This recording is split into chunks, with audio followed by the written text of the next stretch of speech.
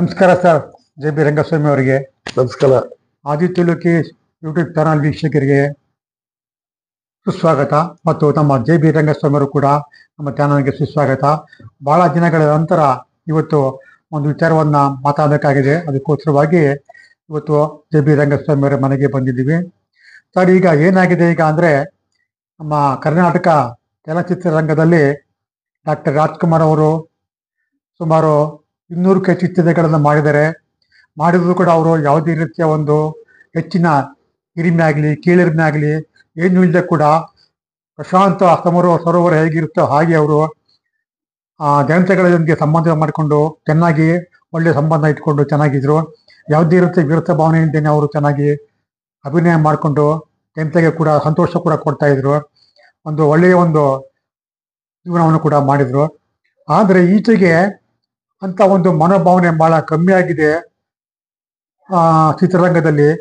ಅದರಲ್ಲಿ ಈಗ ಪ್ರಚಲಿತ ವಿದ್ಯಮಾನದಲ್ಲಿ ಒಬ್ಬ ಕಲಾವಿದರ ಬಗ್ಗೆ ತುಂಬ ಒಂದು ಸಮಾಜದಲ್ಲಿ ಒಂದು ಕೆಟ್ಟ ಅಭಿಪ್ರಾಯ ಕೂಡ ಬಂದಿದೆ ಮತ್ತು ಅವ್ರ ಕೆಟ್ಟ ಒಂದು ವರ್ತನೆ ಕೂಡ ಸಮಾಜದಲ್ಲಿ ಬಂದಿದೆ. ಅದ್ರ ಬಗ್ಗೆ ತಾವು ದಯಮಾಡಿ ನಮ್ಮ ವೀಕ್ಷಕರಿಗೆ ತಿಳ್ಕೊಡ್ಬೇಕು. ಏನಕ್ಕೋಸ್ಕರವಾಗಿ ಈ ಥರ ಒಂದು ವರ್ತನೆಗಳು ಕಂಡು ಬರುತ್ತದೆ, ಯಾವ ಉದ್ದೇಶಗಳು ಕಂಡು ಬರ್ತದೆ, ಅದು ದಯಮಾಡಿ ಒಂದು ತಿಳಿಸ್ಕೊಡ್ಬೇಕು ಅಂತ ನಮ್ಮಲ್ಲಿ ವಿನಂತಿ ಮಾಡ್ಕೊಳ್ತೀನಿ ಸರ್. ಒಂದು ವಿಚಾರ ಅಂತಂದ್ರೆ, ನೀವೀಗೇನ್ ನಮ್ಮ ಮನೆಗೆ ಬಂದು ಮಾತಾಡ್ತಾ ಇದ್ದೀರಾ, ಇಲ್ಲಿಂದ ಕೇವಲ ಅರ್ಧ ಕಿಲೋಮೀಟರ್ ದೂರದಲ್ಲಿ ತೂಗುದೀಪ ಶ್ರೀನಿವಾಸ್ ಅವ್ರ ಮನೆ. ನಾನು ದಿನ ವಾಕಿಂಗ್ ಹೋಗ್ಬೇಕಾದ್ರೆ ಅವ್ರ ಮನೆ ಮುಂದೆನೆ ಓಡಾಡ್ತಾ ಇದ್ದೆ. ಆಮೇಲೆ ಜಿಮ್ನಾಶಿಯಂಗೆ ದರ್ಶನ್ ಬರ್ತಾ ಇದ್ರು. ಆದ್ರೆ ದರ್ಶನ್ ನನಗೆ ಯಾರೋ ಈ ಕಡೆ ಮಾರ್ವಾಡಿ ಹುಡುಗರು ಇರ್ಬೇಕು ಅಂತ ಅನ್ಕೊಂಡಿದ್ದೆ. ಸುಮಾರು 2 ವರ್ಷ ಜೊತೆಲಿ ಇದ್ರು ಅವರು ತೂಗುದೀಪ ಶ್ರೀನಿವಾಸ್ ಅವ್ರ ಮಗ ಅಂತ ನನಗೆ ಗೊತ್ತಿರಲಿಲ್ಲ. ಬಟ್ ವೆರಿ ವೆಲ್ ಬಿಹೇವ್ಡ್, ತುಂಬಾ ಸಜ್ಜನಿಕೆ ಇದ್ದಂತ ಹುಡುಗ. ನಾನು ಹೇಳ್ತಾ ಇರೋದು ಸುಮಾರು 22-23 ವರ್ಷಗಳ ಹಿಂದೆ. ಆ ರೀತಿ ಇದ್ರು. ಆಮೇಲೆ ಅವ್ರ ಸ್ಟಾರ್ಡಮ್ ಹೇಗ್ ಬೆಳೀತು ಅನ್ನೋದು ಎಲ್ಲರಿಗೂ ಗೊತ್ತಿರೋಂಥದ್ದೇ. ಬಟ್ ಇವತ್ತು ಒಂದು ವಿಚಿತ್ರವಾದ ಸನ್ನಿವೇಶದಲ್ಲಿ ಅವರು ತಗಲಾಕೊಂಡಿದ್ದಾರೆ ಅನ್ನೋದೇ ಸರಿಯಾದ ಮಾತು ಅನ್ಸುತ್ತೆ.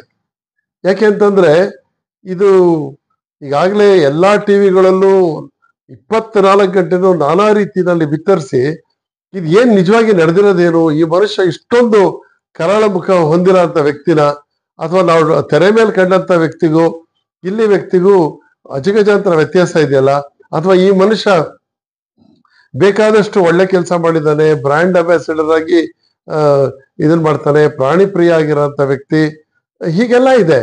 ಆದ್ರೆ ಇದೊಂದು ದೊಡ್ಡ ಕರಾಳ ಮುಖ.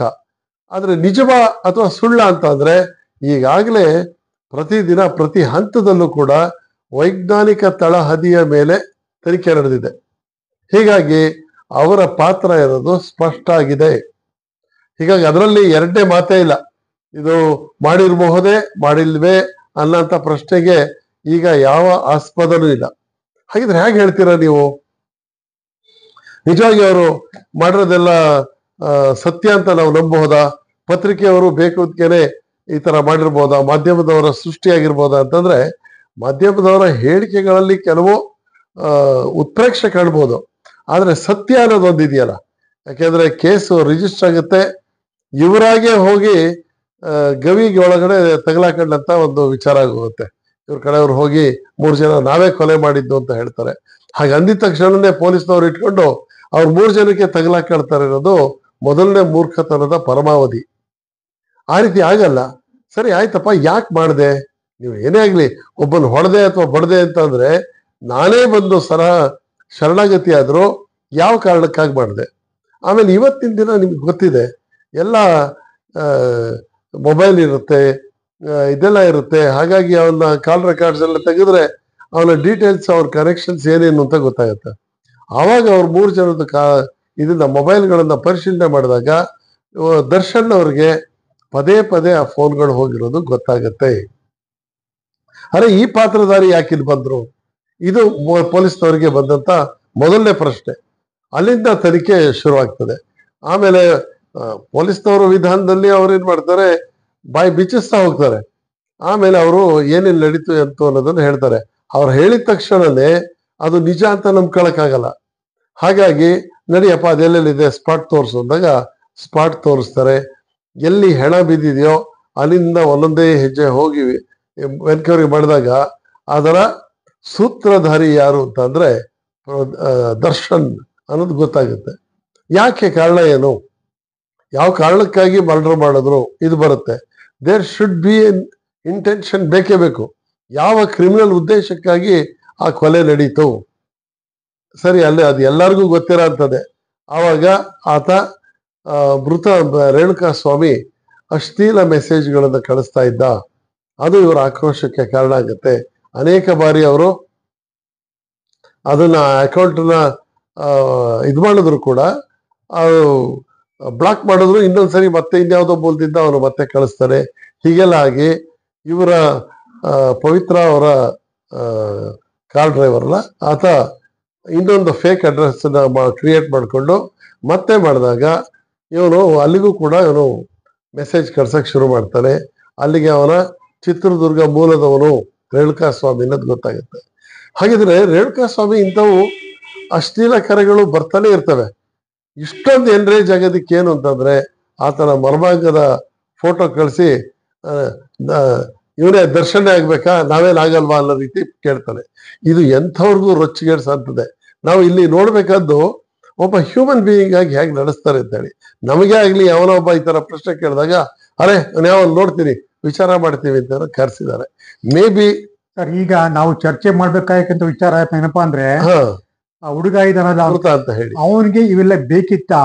ಅವನು ಸಂಸಾರ ಒಂದು 15,000 ಸಂಬಳ ತಗೋತಿದ್ದ, ಹೆಂಡತಿ ಬಸಳೆ ಆಗಿದ್ದು, ಅಪ್ಪ ಅಮ್ಮಿರೋದು ಸಾಕೊಂಡು ನೆಮ್ಮದಿಯಾಗಿರ್ಬಿಟ್ಟು ಅಭಿಮಾನ ಇರಲಿ. ಅದ್ ಬಿಟ್ಬಿಟ್ಟಿದ್ದಾನೆ ಅವರು ನಟರ ವೈಯಕ್ತಿಕ ಜೀವನಕ್ಕೆ ಒಂದು ತಲೆ ಹಾಕೋದು, ಅವ್ರ ಹೊಡಿತಾರ. ಅದು ಬಿಟ್ಬಿಟ್ಟು ನೆಮ್ಮದಿಯಾಗಿರ್ಬೋದಾಗಿದೆ. ಅದ್ ಬಿಟ್ಟು ಯಾಕೆ ಕೆನಕನ್ ಹೋದ ಅನ್ನೋದೇ ಪ್ರಶ್ನೆ ಆಗಿದೆ ಸರ್. ಈಗ ನೋಡಿ, ಅವನು ಕೂಡ ತಾನಾಗಿ ಅಪಾಯನ ಆಹ್ವಾನಿಸ್ಕೊಂಡ. ಈಗ ಏನಾಗಿದೆ ಅಂದ್ರೆ, ಅವನು ಈ ರೀತಿ ಹೇಳ್ದಂತ ಒನ್ ಆಫ್ ದ ಅಕ್ಯೂಸ್ ಹೇಳ್ತಾನೆ ಏನಂತಂದ್ರೆ, ಅವರೆಲ್ಲ ಚಿತ್ರದುರ್ಗದಿಂದ ಕರ್ಕೊಂಡ್ಬರ್ಬೇಕಾದ್ರೆ ಬಹಳ ಪುಸ್ತಾಯಿಸ್ಕೊಂಡೆ, ನೋಡಪ್ಪ ಹಿಂಗೆಲ್ಲ ಮಾಡ್ಬೇಡ, ಅಣ್ಣವ್ರ ಹತ್ರ ಹೇಳ್ಬಿಡು, ಬಾಸ್ ಹತ್ರ ಹಿಂಗೆಲ್ಲ ಇನ್ ಮುಂದೆ ಮಾಡೋದಿಲ್ಲ ಅಂತ ಹೇಳು ಅಂತ ಹೇಳಿದಾಗ ಅವನು ಖುಷಿಯಾಗೇ ಬರ್ತಾರೆ. ಯಾವ್ದೋ ಒಂದು ಟೋಲ್ ಹತ್ರ ಇದನ್ನ ನಿಲ್ಲಿಸಿದಾಗ, ಟ್ಯಾಕ್ಸಿ ನಿಲ್ಲಿಸಿದಾಗ ಅವನು ಹೇಳ್ತಾನೆ, ಇವನೇ ತಿಂಡಿ ಕೊಡಿಸ್ತಾನೆ, ಬಿಲ್ಲೆಲ್ಲ ಅವನೇ ಕೊಡ್ತಾನೆ, ಯಾರು ರೇಣುಕಾ ಸ್ವಾಮಿ. ಹಾಗೆ ಮಾತಾಡ್ತಾ ಸುಮಾರು 400-500 ಜನಕ್ಕೆ ಹಿಂಗೆ ಕಳಿಸ್ತಾ ಇರ್ತೀನಿ ಸರ್, ಅದೊಂಥರ ಇದು ಅಂತ ಹೇಳಿ ಒಂದೊಂದು ಚಟ ಅಂತಾನೆ ಹೇಳ್ಕೊಳ್ತಾನೆ. ಯಾವ ಬಿಡಯ ಇವೆಲ್ಲ ಯಾರು ಮಾಡಲ್ಲ ಅಂತ ಹೇಳಿ ಅವರು ಪುಸ್ತಾವಣೆ ಮಾಡ್ಕೊಂಡೆ ಕರ್ಕೊಂಡ್ ಬರ್ತಾರೆ. ಇದು ಒನ್ ಆಫ್ ದ ಅಕ್ಯೂಸ್ ಹೇಳಿರೋಂಥದ್ದು. ಇದೇನು ಅಂತಂದ್ರೆ, ನಮಗ್ ಬೇಕಾಗಿರೋದು ದರ್ಶನ್ ಅಪರಾಧ ಮಾಡಿದ್ದಾನೆ, ಅವನ್ ಜೈಲಿಗೆ ಹೋಗ್ತಾನೆ, ಇನ್ನೊಂದಾಗುತ್ತೆ, ಅವೆಲ್ಲ ನಮಗ್ ಬೇಕಾಗಿಲ್ಲ. ಒಟ್ಟು ಈ ಕೃತ್ಯ ಸಮಾಜದ ಮೇಲೆ ಏನ್ ಪರಿಣಾಮ ಬೀರ್ತಾ ಇದೆ ಅನ್ನೋದು ನಮಗೆ ಬೇಕಾದ್ದು. ನೋಡಿ, ಇವತ್ತಿನ ದಿನ ಯಂಗ್ಸ್ಟರ್ಸ್ ಎಲ್ಲ ಇಂಥ ಕೈಗೆ ಸಿಕ್ಬಿಡ್ತು ಮೊಬೈಲ್ ಅಂತ ಅಂದಿದ ತಕ್ಷಣ ಯಾರನ್ನ ಬೇಕಾದ್ರೂ ಅವಹೇಳನ ಮಾಡೋದು, ಯಾರ ಬಗ್ಗೆ ಬೇಕಾದ್ರೂ ಈ ತರ ಟ್ರೋಲ್ ಮಾಡಿ ಅವಮಾನಕಾರಿಯಾದಂತ ಇವುಗಳನ್ನ ಮೆಸೇಜಸ್ ಕಳಿಸೋದು, ಆಮೇಲೆ ಅವ್ರಿಗೆ ಅಶ್ಲೀಲವಾದಂತ ಬೇರೆ ಬೇರೆ ಚಿತ್ರಗಳನ್ನ ವಿಡಿಯೋಗಳನ್ನ ಕಳಿಸೋದು. ಇವ್ರಿಗೇನು ಅಂತಂದ್ರೆ ಇಟ್ಸ್ ಒಂದ್ ರೀತಿ ಪ್ಲೆಷರ್, ಇವ್ರಿಗೆ ವೈಕ್ಯಾರಿಯಸ್ ಪ್ಲೆಷರ್. ಈ ತರ ನಾವು ಏನೋ ಮಾಡ್ತಾ ಇದೀವಿ ಅಂತ ಹೇಳಿ. ಆದ್ರೆ ಸಂಬಂಧಪಟ್ಟವ್ರಿಗೆ ಏನ್ ಅನ್ಸುತ್ತೆ, ಯಾವ್ದೇ ಒಬ್ಬ ಹೆಣ್ಮಗಳು ಇವತ್ತಿನ ದಿನ ಅವ್ರು ಮದುವೆ ಆಗಿರಲ್ಲ, ಅವ್ರ ಮನೆಯಲ್ಲಿ ಏನೋ ಬಡತನ ಇರುತ್ತೆ, ಬೇರೆ ಬೇರೆ ತರದ ಅವಮಾನಗಳಿಗೆ ತುತ್ತಾಗಿರೋಂಥ ಹೆಣ್ಮಕ್ಳು ಇರ್ತಾರೆ. ಅವ್ರಿಗಿಂತ ಮೆಸೇಜ್ ಅನ್ನು ಕಳ್ಸಿದ್ರೆ ಏನ್ ಅನ್ಕೋಬಹುದು ಅವರು? ಅವ್ರ ಮನಸ್ಸು ಎಷ್ಟು ಕುಗ್ಗುತ್ತೆ ನೋಡಿ. ನಮ್ಮ ಅಕ್ಕ ತಂಗಿಯರೇ ಅಂತಾನೆ ತಿಳ್ಕೊಳ್ಳಿ, ಅವ್ರಿಗೆ ಏನ್ ಆಗ್ಬೋದು? ಅವ್ರಿಗೆ ನಮ್ಮನ್ನ ಎಲ್ಲಾರು ದೂಷಣೆ ಮಾಡ್ತಾರೆ, ಇವನೇ ಅವನು ಈ ತರ ಮಾಡ್ತಾ ಇದ್ದಾನೆ, ನನ್ನನ್ನು ವೇಶ್ಯ ಅನ್ನೋ ಲೆಕ್ಕದಲ್ಲಿ ಇವನೇನೋ ಮೆಸೇಜ್ ಕಳಿಸ್ತಾ ಇದ್ದಾನೆ ಅಂತಂದ್ರೆ ಅವ್ರು ಅದನ್ನ ಯಾರ ಹತ್ರ ಹೇಳ್ಕೊಳಕ್ಕೂ ಆಗಲ್ಲ, ಹಾಗೆ ಅದನ್ನ ಅನುಭವಿಸಕ್ಕೂ ಆಗಲ್ಲ. ಎಂಥ ದಾರುಣವಾದ ಪರಿಸ್ಥಿತಿ ಅಂತಂದ್ರೆ ನಾವು ಆ ದೃಷ್ಟಿಲಿ ನೋಡ್ಬೇಕಾದ್ದು. ರೇಣುಕಾ ಸ್ವಾಮಿ ಅವನು ಮಾಡಿದ್ದ, ಅವನು ಮರಡರಾದ, ಇವರು ಮಾಡಿ ಅದಕ್ಕೆ ತಗಲಾಕೊಂಡ್ರು, ಇವೆಲ್ಲ ಇಮಿಟೇರಿಯಲ್. ಆದ್ರೆ ಸಮಾಜಕ್ಕೆ ಎಂಥ ಒಂದು ಇದಾಗುತ್ತೆ ಅಂತದ್ದು, ಒಂದು ವಿಷಮಯವಾದಂತಹ ಸಂದೇಶ ಅದು ಕೊಡೋಂಥದ್ದಾಯ್ತು. ಹೀಗಾಗಿ ಮೃತನ ಬಗ್ಗೆ ನಮಗೆ ಸತ್ತಿದ್ದಾನೆ ಅನ್ನೋದಕ್ಕೆ ನಾವು ಅನುತಾಪ ಪಡ್ಬೋದೇ ಹೊರತು, ಅವನು ಮಾಡಿದಂತ ಕೃತ್ಯ ಅವನೇ ತಾನಾಗಿ ಮೈ ಮೇಲೆ ಎಳ್ಕೊಂಡಂಥದ್ದು ಆಯ್ತು. ಇದ್ರಲ್ಲಿ ನಮಗೆ ಗೊತ್ತಾಗೋದು, ಯಂಗ್ಸ್ಟರ್ಸ್ ಕೂಡ ಇದನ್ನ ಅರಿಬೇಕಾಗತ್ತೆ. ಆಮೇಲೆ ನೆಕ್ಸ್ಟ್ ಬರ್ತೀವಿ, ಕೊನೆ ಆಗುತ್ತೆ, ಎಲ್ಲಾರು ಡಿ ಬಾಸ್ ಅಂದ್ಕೊಂಡು ಬಂದವರು. ಈಗ ಅವನು ಏನಿದ್ದಾನೆ, ಅವನು ವ್ಯಕ್ತಿ, ಅವನು ತಿರೋಗಿದ್ದಾನಲ್ಲ, ಅವನು ಟೆಕ್ಸ್ಟ್ ಮೆಸೇಜ್ ಕಳ್ಸೋದು ಒಂಥರ, ಆದ್ರೆ ಅವನ ತರ ಮರ್ಮಾಂಗದ ಫೋಟೋವನ್ನೇ ಆ ಚಿತ್ರನಟಿಗೆ ಕಳಿಸ್ತಾನೆ. ಅದು ಯಾರಿಗಾಗಲಿ ಕೂಡ ಮರ್ಮಾಂಗ ಕಳಿಸ ಕೋಪ ಬಂದೇ ಬರ್ತದೆ. ಆಮೇಲೆ ದರ್ಶನ ಆಗ್ಬೇಕಾ ನಿನ್ಗೆ ಅಂತ ಕೇಳಿದ್ರೆ ಯಾರ್ ತಾರೆ ಸುಮ್ನಿರ್ತಾರೆ ಹೇಳಿ? ಸುಮ್ನೆ ಒಬ್ಬ ಹ್ಯೂಮನ್ ಬೀಯಿಂಗ್ ಆಗಿ ನೋಡೋಣ. ದರ್ಶನ್ ಅವನ ಚಲನಚಿತ್ರ ನಟ, ಅವನಿಗಿರತ್ತ ಖ್ಯಾತಿ ಅಪಖ್ಯಾತಿ ಇವೆಲ್ಲ ಬಿಟಾಕಿ ಅದನ್ನ ಒಬ್ಬ ಮನುಷ್ಯ ಆಗಿ ಏನ್ ರಿಯಾಕ್ಟ್ ಮಾಡ್ತಾನೆ ಅದನ್ನ ನಾವು ನೋಡ್ಬೇಕಾಗತ್ತೆ. ಅಂದ್ರೆ ನಾವಿಲ್ಲಿ ನೋಡ್ಬೇಕಾದ್ದೇನು ಅಂತಂದ್ರೆ ಮಾತೆತ್ತಿದ್ರೆ ಸಾಕು ರೀಲ್ಗಳನ್ನ ಟ್ರೋಲ್ಗಳನ್ನ ಬಿಟ್ಕೊಂಡು ಕೂತಿರ್ತಾರಲ್ಲ, ಅದು ಇವ್ರು ಕಳ್ಸಂಥದ್ದು ತಮಾಷೆನ ವಿಕೃತಿಯ ಏನು ಅನ್ನೋದು ನಾವು ನೋಡ್ಬೇಕಾಗತ್ತೆ. ನನ್ನ ಕಾಳಜಿ ಅದು. ಮುಖ್ಯವಾಗಿ ಸಮಸ್ಯೆ ಕಾರಣ ಆಗೋದಕ್ಕೆ ಆ ವ್ಯಕ್ತಿಯಿಂದ ಮತ್ತು ಅವ್ರ ಮರ್ಮಾಂಗರ ಫೋಟೋ ಕಳ್ಸಿದ್ರಿಂದ ಕಾರಣ ಅವಕ್ಕೆ ಕೆರಳಿ ಒಂದು ಸಮಸ್ಯೆ ಉಂಟಾಗಕ್ಕೆ ಕಾರಣವಾಗಿತ್ತು. ಮುಂದೆ ಅವರು ಏನ್ ಮಾಡ್ಬೇಕಾಗಿತ್ತು ಅಂದ್ರೆ ಅವರು ಆಕೆ ಪೊಲೀಸ್ ಸ್ಟೇಷನ್ ಕಂಪ್ಲೇಂಟ್ ಕೊಡ್ಬೇಕಾಗಿತ್ತು. ನೋಡಿ, ಅದೊಂದು ನೀವು ಬಹಳ ಸರಿಯಾದಂತ ಪಾಯಿಂಟ್ ಅನ್ನು ಹೇಳಿದ್ರಿ. ನೋಡಿ, ದರ್ಶನ್ಗಿದ್ದಂತ ಕಾಂಟ್ಯಾಕ್ಟ್ ಅಲ್ಲಿ, ದರ್ಶನ್ಗಿದ್ದಂತ ಖ್ಯಾತಿನಲ್ಲಿ ಇದಕ್ಕೆ ಕೈ ಹಾಕಂತ ಅಗತ್ಯನೇ ಇರಲಿಲ್ಲ. ನೋಡಿ, ಅವರು ಎಷ್ಟೋ ಜನ ಇವ್ರುಗಳಿಗೆ ಉಮೇದುವಾರಗಳಿಗೆಲ್ಲ ಹೋಗಿ ಅವ್ರ ಪರವಾಗಿ ಇದನ್ನೆಲ್ಲ ಕ್ಯಾನ್ವಾಸ್ ಮಾಡ್ಬೋದಂತವ್ರು ಎಲ್ಲಾ ಪಾರ್ಟಿಯವರು ಗೊತ್ತಿದೆ. ಆಮೇಲೆ ದರ್ಶನ್ ಅಂತ ಒಬ್ಬ ವ್ಯಕ್ತಿ ನೋಡಿ ಸರ್ ಈ ರೀತಿ ಒಂದು ಪೊಲೀಸ್ ಸ್ಟೇಷನ್ಗೆ ಕಾಲ್ ಮಾಡಿ ಈ ತರ ಒಬ್ಬ ಕಿರ್ಕುಳ ಕೊಡ್ತಾ ಇದ್ದಾನೆ, ದಯವಿಟ್ಟು ಒಂದ್ ಸ್ವಲ್ಪ ನೋಡ್ಕೊಂಡಿದ್ರೆ ಅದನ್ನ ಪೊಲೀಸ್ನವರೇ ಮಾಡ್ತಾ ಇದ್ರಲ್ಲ. ಇವನಿಗಿಂತ ಎಫೆಕ್ಟಿವ್ ಆಗಿ ಹಾಕಿ ಒಂದ್ ಕೇಸು ಅತ್ಲಾಗ ಜಡ್ಜ್ ಕಳಿಸ್ತಾ ಇದ್ರು. ಇವರು ಸೇಫು, ಅವರು ಸೇಫು, ಏನೂ ಆಗ್ತಾ ಇರ್ಲಿಲ್ಲ. ಈ ಉಗ್ರಲ್ಲಿ ಹೋಗೋದಕ್ಕೆ ಕೊಡ್ಲಿ ತಗೊಳಗಾಯ್ತು. ಆಮೇಲೆ ಇವ್ರಿಗೆಲ್ಲ ಲೀಗಲ್ ಆದಂಥದ್ದು. ಈಗ ದರ್ಶನ್ ಅಂತ ಅವ್ರು ಒಬ್ಬ ಫೋನ್ ಮಾಡಿದ್ರೆ ಯಾವ ಸಬ್ ಇನ್ಸ್ಪೆಕ್ಟರ್ ತಾನೇ ಒಬ್ಲೈಸ್ ಮಾಡಲ್ಲ. ಆಮೇಲೆ ಅವ್ರು ಕೇಳೋಂಥದ್ರಲ್ಲಿ ಯಾರಾದ್ರು ತಪ್ಪಿದ್ಯಾ ಇದಾಗ್ತಾ ಇತ್ತು. ನೋಡಿ, ನಮಗೆ ಎಷ್ಟೊಂದು ಕಾನೂನುಬದ್ಧವಾದಂತ ಎಷ್ಟೊಂದು ಒಳ್ಳೆಯ ಅಂಶಗಳು ಸಪೋರ್ಟ್ಗಳು ಇರ್ತದೆ. ನಾವು ಅದನ್ನ ಬಳಸ್ಕೊಳ್ಳದಲ್ಲೇ ಇನ್ಯಾವುದೋ ಈ ಕುಡುಕರ ಸಂಘದಲ್ಲಿ ಸಮಾಜದಿಂದ ಸನ್ಯಾಸಿ ಕೆಟ್ಟ ಅಂದಾಗೆ ಇವರು ನಡ್ಕೊಳ್ಳೋಂಥದ್ದು ಅವಿವೇಕದಿಂದ ಮಾಡಿದ್ರು ಅಂತಾನೆ ಹೇಳ್ಬೇಕಾಗತ್ತೆ. ನೋಡಿ, ಅದರಲ್ಲಿ ಪತ್ರಿಕೆಯಲ್ಲಿ ನಾನು ಓದ್ದೆ, ಇವರು ಯಾವುದೋ ಒಂದು ಸ್ಟೋನಿ ಬ್ರೂಕ್ ಅನ್ನ ಇದ್ರಲ್ಲೇನೋ ಅವ್ರು ಪಾರ್ಟಿ ಮಾಡ್ತಾ ಕುಳಿತಿರ್ತಾರೆ. ಅಷ್ಟೊತ್ತಿಗೆ ಯಾರೋ ಬಂದು ಹೇಳ್ತಾನೆ, ಈ ರೀತಿ ಕರ್ಕೊಂಡ್ಬಂದಿದ್ದೀನಿ ಸರ್ ಅಂತೇಳಿ. ಓ ಬಾಸ್ ಬಂದಿದಾರ ಅಂದಾಗ ಸ್ವಲ್ಪ ಎಣ್ಣೆ ಏಟು ಇತ್ತು. ಅದೇ ತರ ಎಣ್ಣೆ ಏಟಲ್ಲೇ ಇದ್ದಂಥವ್ರು ಎಲ್ಲ ಹೋಗಿದೆ ಆ ಶೆಡ್ ಹತ್ರ ಹೋಗ್ತಾರೆ. ಹೋದಾಗ ಅವ್ರ ಮೊದಲನೇ ರಿಯಾಕ್ಷನ್ ಏನಾಗ್ಬೋದು? ಜಾಡ್ಸ್ ಒದ್ದಿದ್ದಾರೆ. ಮೊದಲನೇ ಅವರು ಬುದ್ಧಿ ಕೈಲಿರೋದಿಲ್ಲ. ಕೋತಿಗೆ ಹೆಣ್ಣ ಕುಡಿಸ್ದಂಗಾಗಿರುತ್ತೆ. ಆ ಹೊಡೆತದ ಪರಿಣಾಮ ಏನಾಗುತ್ತೆ ಅನ್ನೋದು ನೋಡಿ, ಇದು ದುರಂತ ಆಗಿದ್ದು. ಮೇ ಬಿ ಅವ್ರಿಗೆ ಕೊಲ್ಲಬೇಕು ಅನ್ನೋದು ಉದ್ದೇಶ ಇಲ್ಲದೆ ಇರ್ಬೋದು, ಆದ್ರೆ ಆವೇಶದಕ್ಕೆ ಮದ್ಯದ ಆವೇಶದಲ್ಲಿ ಹೊಡೆದಿದ್ರಿಂದ ಆ ತರ ಆಯ್ತು. ಇಲ್ಲಿ ನಾವ್ ಹೇಳ್ತಾ ಇರೋದು ಕೇಸು ಯಾವ ರೀತಿಯಿಂದನೂ ಅವನಿಗೆ ಸಹಾಯ ಮಾಡೋದಿಲ್ಲ.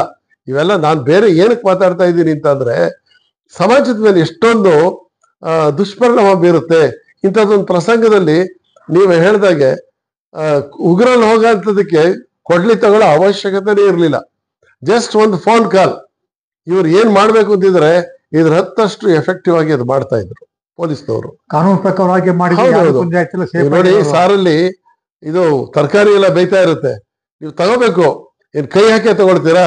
ನಿಮ್ ಕೈ ಸುಡುತ್ತೆ. ಸೌಟ್ ಉಪಯೋಗಿಸಿದ್ರೆ ಸುಲಭವಾಗಿ ಬರುತ್ತೆ. ಸಬ್ ಇನ್ಸ್ಪೆಕ್ಟರ್ಗೆ ಹೇಳಿದ್ರೆ ಅವ್ನ್ ಸೌಟ್ ಹಾಕಿ ಕೆಲಸ ಮಾಡ್ತಾ ಇರ್ಲಿಲ್ವೇ? ಎಂತ ಅನ್ಯಾಯ ಮಾಡ್ಕೊಂಡ್ರು ಅಂತ ಅನ್ಸುತ್ತೆ ನನಗೆ. ಆತ ಏನೋ ತಪ್ಪು ಮಾಡ್ದ, ಅಖಿಲವಾದ ಮೆಸೇಜ್ ಕಳ್ದ. ಅದು ಆಕೆ ವಿವೇಚನೆ ಉಳ್ಳವರಾಗಿದ್ರೆ ತಕ್ಷಣ ಪೊಲೀಸ್ ಕಂಪ್ಲೇಂಟ್ ಕೊಟ್ಬಿಟ್ಟು ಆಕೆನ್ ತಗೊಂಡು ಸೇಫ್ ಆಗಿರ್ಬೋದಾಗಿತ್ತು. ಆದ್ರೆ ದರ್ಶನ್ ಅವ್ರಿಗೆ ಫೋನ್ ಮಾಡಿ ಅವ್ರು ಎರಡನೇ ತಪ್ಪನ್ನು ಮಾಡಿದಾರೆ. ಎರಡನೇ ತಪ್ಪನ್ನು ಮಾಡಿ ದರ್ಶನವ್ರು ಏನ್ ಮಾಡೋದು, ಕಾನೂನು ಕೈ ತಗೊಂಡು ಅವ್ರು ಮೂರನೇ ತಪ್ಪನ್ನು ಮಾಡಿದ್ದಾರೆ. ಎಲ್ಲರೂ ಕೂಡ ಹಂತವಾಗಿ ಅವರವರ ಒಂದು ಹಿತದೃಷ್ಟಿಯಿಂದ ಅವರು ತಪ್ಪನ್ನು ಮಾಡಿದ್ದಾರೆ. ಅವರು ತಪ್ಪು ಮಾಡಿರ್ತಕ್ಕಂಥದ್ದು ಎಲ್ಲರಿಗೂ ಸಮಸ್ಯೆಗೆ ಕಾರಣವಾಗಿದೆ. ಈಗ ಏನಪ್ಪಾ ಅಂದ್ರೆ, ದರ್ಶನ್ ಅವರು ಸಿನಿಮಾದಲ್ಲಿ ಹೀರೋ ಆಗಿದ್ರು. ಅವ್ರು ಹೀರೋ ಆಗಿರ್ಬೇಕಾದ್ರೆ ನಿಜ ಜೀವನದಲ್ಲಿ ಹೀರೋ ಆಗಿರ್ಬೇಕು, ಅದು ಮುಖ್ಯವಾಗಿರ್ತಕ್ಕಂಥದ್ದು. ಆದ್ರೆ ಅವರು ಆತನ ಕರ್ಕೊಂಬಂದು ಒಳ್ಳೆ ಮಾತಲ್ಲಿ ಬುದ್ಧಿವಾದ ಹೇಳಿ ಹಿಂಗೆಲ್ಲ ಮಾಡಬೇಡಪ್ಪ ಅಂತ ಹೇಳ್ಬಿಟ್ಟು ಕಳ್ಸಿದ್ರೆ ಅದೊಂಥರ ಇತ್ತು. ಆದ್ರೆ ಅವರು ಈ ತರ ಒಂದು ಕೃತ್ಯವನ್ನು ಮಾಡಿರ್ತಕ್ಕಂಥದ್ದು ತುಂಬಾ ಕೆಡ್ತಾಗಿದೆ. ಅವರು ಕೂಡ ಇದು ಸಮಸ್ಯೆ ಉಂಟಾಗೋದಕ್ಕೆ ಕಾರಣ ಆಗಿದೆ ಅಂತ ಹೇಳಿ. ಇಲ್ಲ, ಇದರಲ್ಲಿ ಇನ್ನೊಂದೇನಂತಂದ್ರೆ ಇವೆಲ್ಲ ನಮ್ಗೆ ಈಗ ಹೊಳೆಯುತ್ತೆ. ಒಂದ್ ರೀತಿ ಆಕ್ಸಿಡೆಂಟ್ ಆದ್ಮೇಲೆ ಅಯ್ಯೋ ಲೆಫ್ಟ್ ಹೊಡಿಬೇಕಿತ್ತು, ರೈಟ್ ಹೊಡಿಬೇಕಿತ್ತು ಅಂತ ಹೇಳ್ತಾರೆ. ಅದಲ್ಲ, ಅದು ಆಗ ಹೋಯ್ತದು. ಆದ್ರೆ ತಪ್ಪಿಸ್ಕೊಳ್ಳೋದಕ್ಕೆ ಆಗದ ರೀತಿನಲ್ಲಿ ಅವರು ಈ ಕೊಲೆ ಮಾಡಿದ್ರು. ನೋಡಿ, ಇದೇ ಕೊಲೆನ ಸುಮಾರು 20 ವರ್ಷದಿಂದ ಏನಾರು ಮಾಡಿದ್ರೆ ಯಾವುದೇ ಸುಳಿವಿಲ್ಲದಾಗೆ ಹೊಟ್ಟೋಗ್ಬಿಡೋರು. ಇವತ್ತು ಸುಳಿವು ಎಷ್ಟಿದೆ ನೋಡಿ. ಒಂದು ನಂಬರ್ 1, ಅಲ್ಲೆಲ್ಲ ಆ ದೊಡ್ಡ ಗೋಡನ್ನಲ್ಲಿ CCTV ಇದೆ. ಆಮೇಲೆ ರಸ್ತೆಗಳಲ್ಲಿ CCTV ಇದೆ. ಒಟ್ಟು ಇವರು ಆ ಕೃತ್ಯನ ಹಿಂಗ್ ಹೋಗಿ ಹೆಣನಲ್ಲಿ ಡಿಸ್ಪೋಸ್ ಮಾಡಿ ಆ ಹೆಣದ ವ್ಯಾನ್ ಏನಿದೆ ಅದ್ರ ಹಿಂಭಾಗದಲ್ಲೇ ನಮ್ಮ ದರ್ಶನ್ ಅವರ ಕಾರ್ ಕೂಡ ಹೋಗಿರೋ ಅಂತ ಸಂಪೂರ್ಣ ಚಿತ್ರಾವಳಿ ಇಂಚ್ ಟು ಇಂಚ್ ದಾಖಲಾಗಿದೆ. ಈ ದಾಖಲೆ ಏನಂತಂದ್ರೆ ಡಿಜಿಟಲಿ ಮಾಸ್ಟರ್ಡ್ ಎವಿಡೆನ್ಸ್ ಇದು. ನೀವು ಇದನ್ನ ಬೇರೆ ರೀತಿ ಯಾವ ರೀತಿ ಇದ್ರೂ ಟ್ಯಾಂಪರ್ ಮಾಡಕ್ಕಾಗಲ್ಲ. ಒರಿಜಿನಲ್ ಸಾಕ್ಷಿಗಳು, ಒಂದೊಂದು ಸಾಕ್ಷ್ಯ ಕೂಡ ಹೆಜ್ಜೆ ಹೆಜ್ಜೆಗೂ ಯಾರ್ಯಾರ ಪಾತ್ರ ಏನೇನು ಏನೇನು ಏನೇನು ಅಂತ ಹೇಳ್ತಾ ಬರುತ್ತೆ. ಹೀಗಾಗಿ ದರ್ಶನ್ ಅವರು ಪೂರ್ತಿ ಲಾಕ್ ಆಗ್ತಾರೆ. ಈಗ ಮನುಷ್ಯರು ಹೇಳುವಂತ ಸಾಕ್ಷಿಗಳಿರುತ್ತಲ್ಲ, ಅವರು ಆ ಸಾಕ್ಷಿಗಳಲ್ಲಿ ನಾನಾ ರೀತಿಯಾದಂತ ಬದಲಾವಣೆ ಮಾಡ್ಬೋದು. ಆದ್ರೆ ಇದು ವೈಜ್ಞಾನಿಕವಾದ ಸಾಕ್ಷ್ಯ, ಡಿಜಿಟಲಿ ಮಾಸ್ಟರ್ಡ್ ಸಾಕ್ಷ್ಯ ಆದ್ರಿಂದ ಇದನ್ನ ಮಾರ್ಪಡಿಸಕ್ಕೆ ಸಾಧ್ಯ ಇಲ್ಲ. ಎಂತಹ ದಂಡನೆ ಕೊಟ್ಟರು ಇದರಲ್ಲಿ ಇವರ ಪಾತ್ರ ಇದೆ, ಇವರ ಕಾರಿನ ನಂಬರ್ ಇದೆ, ಕಾರಿನ ಕಲರ್ ಇದೆ, ಅದ್ರೊಳಗಡೆ ದರ್ಶನ್ನೇ ಇದ್ದಾರೆ ಅನ್ನೋಂಥ ಇವುಗಳು ಛಾಯೆಗಳು ಕೂಡ ಪತ್ತೆಯಾಗಿದೆ. ಈಗ ಅದನ್ನ ಇನ್ನೊಂದು ಹೊಸ ತಂತ್ರಜ್ಞಾನ ಬಂದಿದೆ. ಅದ್ರ ಮುಖಾಂತರ ಆ ಒಳಗಡೆ ಕಾಣುತ್ತಂತ ಒಂದು ನೆರಳಿನ ಛಾಯೆ ಏನಿದೆ ಅದು ಯಾರಿಗೆ ಸಂಬಂಧಪಟ್ಟಿದ್ದು ಅಂತಾನು ಡೆವಲಪ್ ಮಾಡ್ಬೋದು. ಮೊದಲು ನಾವೆಲ್ಲ ತನಿಖೆ ಮಾಡೋ ಟೈಮಲ್ಲಿ ಸೂಪರ್ ಇಂಪೋಸಿಷನ್ ಅಂತ ಮಾಡ್ತಾ ಇದ್ದೋ. ಅಂದ್ರೆ ತಲೆ ಬುರುಡೆ ಸಿಕ್ಕಿರುತ್ತೆ, ಹೆಣ ಯಾರ್ದು ಏನು ಅಂತ ಗೊತ್ತಿರಲ್ಲ. ಆಗ ಆ ತಲೆ ಬುರುಡೆನ ಆಧಾರದ ಮೇಲೆ ಅನೇಕ ಪರೀಕ್ಷೆಗಳನ್ನು ಮಾಡಿ ಸ್ಯಾಂಡ್ವಿಚ್ ಅಂತ ಹೇಳ್ತಾರೆ. ಆ ರೀತಿ ಮಾಡಿ ಆ ಒಂದು ಮನುಷ್ಯನ ಮುಖ ಈ ರೀತಿ ಇತ್ತು ಅಂತ ತೆಗಿತಾ ಇದ್ರು. ಈಗ ಅದೆಲ್ಲ ಹೋಯ್ತು ಆ ಕಾಲ. ಇವತ್ತು ನಾನೇ ಅಲ್ಲಿ ಹೋಗಿದ್ದೆ ಅನ್ನೋ ಸ್ಪಷ್ಟ ಚಿತ್ರಣ ಅಲ್ಲಿ ಕಾಣುತ್ತೆ. ಆಮೇಲೆ ಪವಿತ್ರ ಅವರು ಅದ್ರಲ್ಲಿ ತಗಲಾಕಳ್ತಾರೆ. ಅವ್ರು ಹೇಳ್ಬೋದು, ನಾನು ಬರೀ ಚಪ್ಪಲಿಲಿ ಹೊಡೆದೆ, ನನಗೆ ಗೊತ್ತಿರ್ಲಿಲ್ಲ, ನೀವು ಒಂದು ಸರ್ಪ್ರೈಸ್ ಇದ್ದ ತೋರಿಸ್ತೀನಿ ಅಂತ ಹೇಳಿ ಕರೆದ್ರು. ನಾನು ಬಂದೆ, ನೋಡಿದ ತಕ್ಷಣ ನನಗೆ ಇಷ್ಟೊಂದು ನರಕ ಕೊಟ್ಟಿದ್ದಲ್ಲ ಅಂತ ಹೇಳಿ ಒಂದೆರಡು ಚಪ್ಪಲಿನ ಹೊಡೆದೆ ಅಂತ. ಚಪ್ಪಲಿನ ಹೊಡೆದಿದ್ದು ಏನು ಅಪರಾಧ ಆಗಲ್ಲ. ಅಲ್ಲಿಂದ ಮುಂದಿನ ಕಾನ್ಸಿಕ್ವೆನ್ಸಸ್ಗೆ ಆಕೆ ಸಾಕ್ಷಿದಾರ ಬಿಡ್ತಾರೆ, ಅದರ ಪಾತ್ರಧಾರಿ ಆಗ್ತಾರೆ. ಆಮೇಲೆ ಕೊಲೆ ಅನ್ನೋದು ಗೊತ್ತಿರುತ್ತೆ, ಎಲ್ಲ ಆಗಿರುತ್ತೆ. ಅದು ಮುಚ್ಚಾಕುವ ತನಕ ಏನೇನು ನಡೀತೋ ಅದರಲ್ಲಿ ಎಲ್ಲಾದ್ರಲ್ಲೂ ಅದು ಅವ್ರು ಹೋಗಿ ಮಾಡಿಲ್ದೇ ಇರ್ಬೋದು, ಆದ್ರೆ ಅದರ ನಾಲೆಡ್ಜ್ ಇರುತ್ತೆ. ದ ಮೈನ್ ಅರಿವು ಅಂತ ನಾವೇನ್ ಹೇಳ್ತೀವಿ, ಆ ಅರಿವು ಅನ್ನೋದು ಇದ್ಬಿಟ್ರೆ ಒಳಸಂಚಿನ ಭಾಗಿಯಾಗ್ಬಿಡ್ತಾರೆ. ಹೀಗಾಗಿ ಆಕೆ ಕೂಡ ತಪ್ಪಿಸ್ಕೊಳಕ್ಕಾಗಲ್ಲ. ದಟ್ಸ್ ವೈ ಆಕೆಯಿಂದನೇ ಸ್ಟಾರ್ಟ್ ಆಗಿದ್ರಿಂದ A1 ಅವರು ಯಾರಿಗಾಗಿ ನಡೆದಿದ್ದು, ಇಲ್ಲಿರೋಂಥ ಈ ತುಂಡು ಪಂಡು ಹುಡುಗರಿಗೋಸ್ಕರ ಕೊಲೆ ನಡೀತಾ ಇಲ್ಲ, ದರ್ಶನ್ಗೋಸ್ಕರ ನಡೆದಿದ್ದು. He is the beneficiary person, ಹಾಗಾಗಿ ಅವನಿಗೋಸ್ಕರ ನಡೆಯುತ್ತೆ. ನೋಡಿ, ಇಲ್ಲಿ ನಾನು ಹೇಳ್ಬೇಕಾದ್ದು ಅವ್ನು ಒಳ್ಳೆಯವನು ಕೆಟ್ಟವನು ಅಲ್ಲ, ನಾನು ಅದೋ ಅಲ್ಲ. ನಾನು ಹೇಳ್ಬೇಕಾದ್ದೇನು ಅಂತಂದ್ರೆ, ಹೇಗೆ ಅಮಾಯಕರು ಸಿಗಾಕೊಳ್ತಾರೆ. ನೀವೆಲ್ಲ ಕ್ರೈಮ್ ಡೈರಿಗಳನ್ನೆಲ್ಲ ನೋಡ್ತಾ ಇರ್ತೀರ ಟಿವಿನಲ್ಲಿ. ಅದರಲ್ಲಿ ಒಂದು ಬರುತ್ತೆ, ಪದೇ ಪದೇ ಬರುತ್ತೆ. ಯಾರೋ ಒಬ್ಬ ಹುಡುಗಿಗೆ ನನ್ನ ತಂಗಿಗೆ ಯಾರೋ ಚುಡಾಯಿಸಿದ್ದಾರೆ ಅಂತ ಹೇಳಿ ಅವ್ನು ಹೋಗಿದ್ರೆ 4 ಜನ ಸ್ನೇಹಿತರ ಹತ್ರ ಇರ್ತಾನೆ. ಅವರು ಅಮಾಯಕ ಕಾಲೇಜ್ ಹುಡುಗರು. ಆಯ್ತು ನೋಡಿ, ನಮ್ ಸಿಸ್ಟರ್ ಇದ್ದಂಗೆ ಅಂತ ಹೇಳಿ ಅವರು ಸಪೋರ್ಟಿಗೆ ಬಂದ್ಬಿಡ್ತಾರೆ. ಏನೋ ಒಂದು ಹೊಡೆದಾಟ ಆಗುತ್ತೆ, ಇವನೇ ಹೊಡಿತಾನೆ, ಅವ್ರು ಬರೀ ನಿಂತ್ಕೊಂಡಿರ್ತಾರೆ ಅಷ್ಟೇ. ಇವ್ರು ಹೊಡೆತಕ್ಕೆ ಅವ್ನು ಸತ್ತೇ ಹೋಗ್ಬಿಡ್ತಾನೆ. ಅಪರಾಧ ಎಲ್ಲರ ಮೇಲೂ ಬರುತ್ತೆ. ಯಾಕೆ ಅಂತಂದ್ರೆ ಸಮಾನ ಉದ್ದೇಶದಿಂದ ಅವ್ರು ಅಲ್ಲಿಗೆ ಹೋಗಿರ್ತಾರೆ. ಕಾಮನ್ ಇಂಟೆನ್ಷನ್, ಕೊಲ್ಬೇಕೋದು ಇನ್ನು ಇವನಿಗಿರ್ಬೋದು, ಆದರೆ ಕೊಂದಂತ ಕ್ರಿಯೆ ಏನಿದೆ, ಕೃತ್ಯ ಏನಿದೆ, ಅದಕ್ಕೆ ಅಪರಾಧದಲ್ಲಿ ಎಲ್ಲರೂ ಸಮಾನವಾಗಿ ಭಾಗಿಗಳಾಗ್ತಾರೆ. ಇಲ್ಲಿ 21 ಜನ ಹುಡುಗರು ಒಂದಲ್ಲ ಒಂದು ರೀತಿ ಅದ್ರ ಜೊತೆ ತಳಿಕೆ ಹಾಕೊಂಡ್ಬಿಟ್ಟು ಬಂದ್ಬಿಟ್ಟಿದ್ದಾರೆ. ನೋಡಿ, ಅವರೆಲ್ಲ ಒಂದ್ ರೀತಿ ಅಮಾಯಕರು ಅಂತಾನೆ ಹೇಳ್ಬೇಕಾಗುತ್ತೆ. ಯಾರ್ದೋ ಇದಕ್ಕೆ ತಪ್ಪಿಗೆ ಹೆಂಗ್ ತಗಲಾಕೊಂಡ್ರು. ಆಮೇಲೆ ಮೋರ್ ಓವರ್ ಈಗ ಹೊಡೆದಿದ್ದಾರೆ ಅನ್ನೋದು ಪ್ರಶ್ನೆ ಇದೆಯಲ್ಲ, ಇಲ್ಲಿ ನಾನು ಬಹುಶಃ ನಮ್ಮ ಪೊಲೀಸ್ ಇಲಾಖೆಯ ಒಂದು ಪ್ರಸಂಗನ ಹೋಲಿಕೆ ಕೊಟ್ರೆ ಜನಕ್ಕೆ ಗೊತ್ತಾಗ್ಬೋದು. ಯಾಕೆ ಅಂತ ಅಂದ್ರೆ, ಈಗ ನಮ್ಮಲ್ಲಿ ಕೆಲಸ ಲಾಕಪ್ ಡೆತ್ಗಳಾಗ್ಬಿಡುತ್ತೆ. ನೀವು ಓದಿದಿರ ಪತ್ರಿಕೆಯಲ್ಲಿ. ಏನು ಲಾಕಪ್ ಡೆತ್? ಪೊಲೀಸ್ನವ್ರು ಯಾರೋ ಒಬ್ಬ ಕಳ್ಳನ ವಿಚಾರಣೆ ಮಾಡ್ತಾ ಇದ್ರಂತೆ, ಇವರ ಚಿತ್ರಹಿಂಸೆಯನ್ನು ತಾಳಲಾರದೆ ಅವನು ಸತ್ತೋದ್ ಅಂತ ಹೇಳಿ. ಅರೆ, ಪೊಲೀಸ್ನವರು ಪ್ರೊಫೆಷನಲ್ಸ್, ಅವ್ರಿಗೆ ಮನುಷ್ಯನ ಯಾವ್ಯಾವ ಅಂಗಕ್ಕೆ ಹೊಡೆದ್ರೆ ಏನೇನು ಗಾಯ ಆಗತ್ತೆ, ಎಷ್ಟು ಗಾಯ ಆಗತ್ತೆ, ಎಷ್ಟು ನೋವಾಗುತ್ತೆ, ಇದು ಅರಿವಿರ ಅಂತವ್ರು. ಇಂಥವ್ರೆ ಮಿಸ್ ಹ್ಯಾಂಡಲ್ ಮಾಡ್ಬಿಟ್ರ ಅಂತ ತುಂಬಾ ಜನ ಅನುಮಾನ ಪಡ್ತಾರೆ. ನಾನು CID ನಲ್ಲೂ ಇದ್ದೆ, ಈ ಇದರಲ್ಲಿ ಲಾಕಪ್ ಡೆತ್ತಿನ ಒಂದು ವಿಭಾಗದಲ್ಲೂ ಸ್ವಲ್ಪ ದಿನ ಕೆಲಸ ಮಾಡಿದ್ದೆ. ಏನೋ ಯಾಕೆ ಹಾಗಾಗುತ್ತೆ ಅಂತಂದ್ರೆ, ಇಲ್ಲಿ ಒಬ್ಬೊಬ್ಬ ವ್ಯಕ್ತಿ ಒಂದೊಂದ್ ತರದ ಮನೋಭಾವ ಉಳ್ಳವನಾಗಿರ್ತಾನೆ. ಈಗ ಪೊಲೀಸ್ ಇನ್ಸ್ಪೆಕ್ಟರ್ ನಾನು ನಾನು ಅದನ್ನ ತನಿಖೆ ಮಾಡ್ತಾ ಇದ್ದೀನಿ, ವಿಚಾರಣೆ ಮಾಡ್ತಾ ಇದ್ದೀನಿ. ನನಗೆ ಅಪರಾಧಿಯ ಮನಸ್ಥಿತಿ, ಅವನ ದೈಹಿಕ ಪರಿಸ್ಥಿತಿ, ನಾನು ಅವನಿಗೆ ಯಾವ ಪ್ರಶ್ನೆಗಳನ್ನು ಕೇಳಬೇಕು ಮತ್ತು ಯಾವ ಉತ್ತರವನ್ನ ಪಡ್ಕೋಬೇಕು, ಇದ್ರ ಮೇಲೆ ಸಂಪೂರ್ಣವಾಗಿ ಒಂದು ನಾಲೆಜ್ ಇರ್ತದೆ. ಈಗ 3-4 ಜನ ಪೊಲೀಸ್ನವ್ರು ಬಿಟ್ಟಾಗ ಹೋಗ್ರ ವಿಚಾರಿಸ್ರು ಅಂತಂದ್ರೆ ಯಾರೋ ಒಬ್ಬ ಒಂದು ದಬಾವಣೆ ಮಾಡ್ಕೊಂಡು ಏನೋ ಮಾಡ್ತಿದ್ಯಾ ಅಂತ ಹೇಳಿ ಎತ್ತು ಕಪಾಳಕ್ಕೋ ಹೆಕ್ಕತ್ಕೋ ಹೊಡೆದ್ಬಿಟ್ಟ ಅಂದ್ರೆ ಹಾಗೆ ಕೂಸ್ ಸತ್ತೇ ಹೋಗ್ಬಿಡ್ತಾರೆ. ಅವರ ದೈಹಿಕ ಪರಿಸ್ಥಿತಿ ಅಷ್ಟೊಂದು ಗಟ್ಬಿಟ್ಟಾಗಿರಲ್ಲ. ನಾವೀಗೆಲ್ಲ ಕಳ್ಳರು ಕಾಕರು ಕರ್ಕೊಂಡ್ಬರ್ತೀವಲ್ಲ, ನಾನಾ ರೋಗಗಳ ಗೂಡುಗಳಾಗಿರ್ತಾರೆ. ಅಂಥವ್ರನ್ನ ಹ್ಯಾಂಡಲ್ ಮಾಡ್ಬೇಕಾದ್ರೆ ತುಂಬಾ ಹುಷಾರಾಗಿರ್ಬೇಕಂತೆ. ಇಲ್ಲಿ ಏನಾದ್ರು ಒಂದು ಸ್ವಲ್ಪ ಮಿಸ್ಫೈರ್ ಆಯ್ತು ಅಂತಂದ್ರೆ ಲಾಕ್ ಅಪ್ ಡೆತ್, ನಮ್ಮ ಇದೇ ಸರ್ವಿಸ್ ಔಟ್ ಆಗುತ್ತೆ.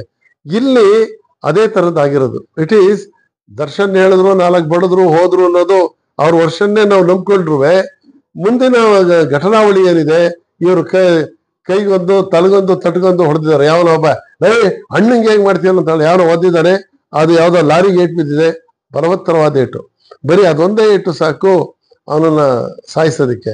ಆಮೇಲೆ ಇನ್ಯಾವನೊಬ್ಬ ಸಿಗರೇಟ್ ಸೇತಿರ್ಬೇಕಾದ್ರೆ ಸಿಗರೇಟಿನ ಬಟ್ಟಲ್ಲಿ ಹೊಡೆದಿದ್ದಾನೆ. ಇವೆಲ್ಲ ಏನು ಅಂತಂದ್ರೆ ವಿಕೃತಿಗಳು. ನಮ್ ಪವರ್ ತೋರಿಸ್ಬೇಕು. ಹಣ್ಣಿಗೆ ಹೋಗಿದೆ, ಅಣ್ಣ ಸರಿಯಾಗಿ ಮಾಡ್ದೋ, ಸರಿಯಾಗಿ ಪಾಠ ಕಲಿಸಿದೀವಿ ಅಂತ ಹೇಳ್ಕೋಬೇಕು. ಆದ್ರೆ ಇದರ ಒಟ್ಟು ಜವಾಬ್ದಾರಿ ಯಾರು ತಗೋಬೇಕು? ದರ್ಶನ್ ತಗೋಬೇಕು, ಬೇರೆ ಮಾರ್ಗನೇ ಇಲ್ಲ. ಈಗ ಒಂದು ವಿಚಾರ ನಮಗೆ ಮನಸ್ಸಿಗೆ ಬರೋದು ಏನಪ್ಪಾ ಅಂದ್ರೆ, ಒಬ್ಬ ನಟ ಸಿನಿಮಾದಲ್ಲಿ ಹೀರೋ ಇರ್ಬೋದು, 100 ಜನ ಖಳನಾಯಕರಿಗೆ ಹೊಡೆದಿರ್ಬೋದು, ಸಾಯಿಸಿರ್ಬೋದು, ಆದ್ರೆ ಅವು ಕಾನೂನು ಮುಟ್ಟಿಗೆ ಬರೋದಿಲ್ಲ. ಅದು ನಿಜ ಜೀವನದಲ್ಲಿ ಒಂದು ಸಣ್ಣ ಅಪರಾಧ ಮಾಡೋದು ಕೂಡ ಕಾನೂನು ಮುಟ್ಟಿಗೆ ಬರ್ತಾರೆ. ಆದ್ರೆ ಇಲ್ಲಿ ಸಿನಿಮೆಯ ರೀತಿಯಲ್ಲಿ ನಟ ಏನ್ ಮಾಡಿದಾರೆ, ಅವರು ಆತನಿಗೆ ತುಂಬಾ ತೊಂದರೆ ಕೊಟ್ಟಿದ್ದಾರೆ. ಇದು ಅವರಿಗಿರ್ತಕ್ಕಂಥ ವಿವೇಚನಾ ಶಕ್ತಿ ಕಮ್ಮಿ ಅಂತ ಅನ್ಸುತ್ತೋ ಹೇಗನ್ಸುತ್ತೆ? ಮಾಡಿ ತಿಳ್ಕೊಡಿ ಸರ್.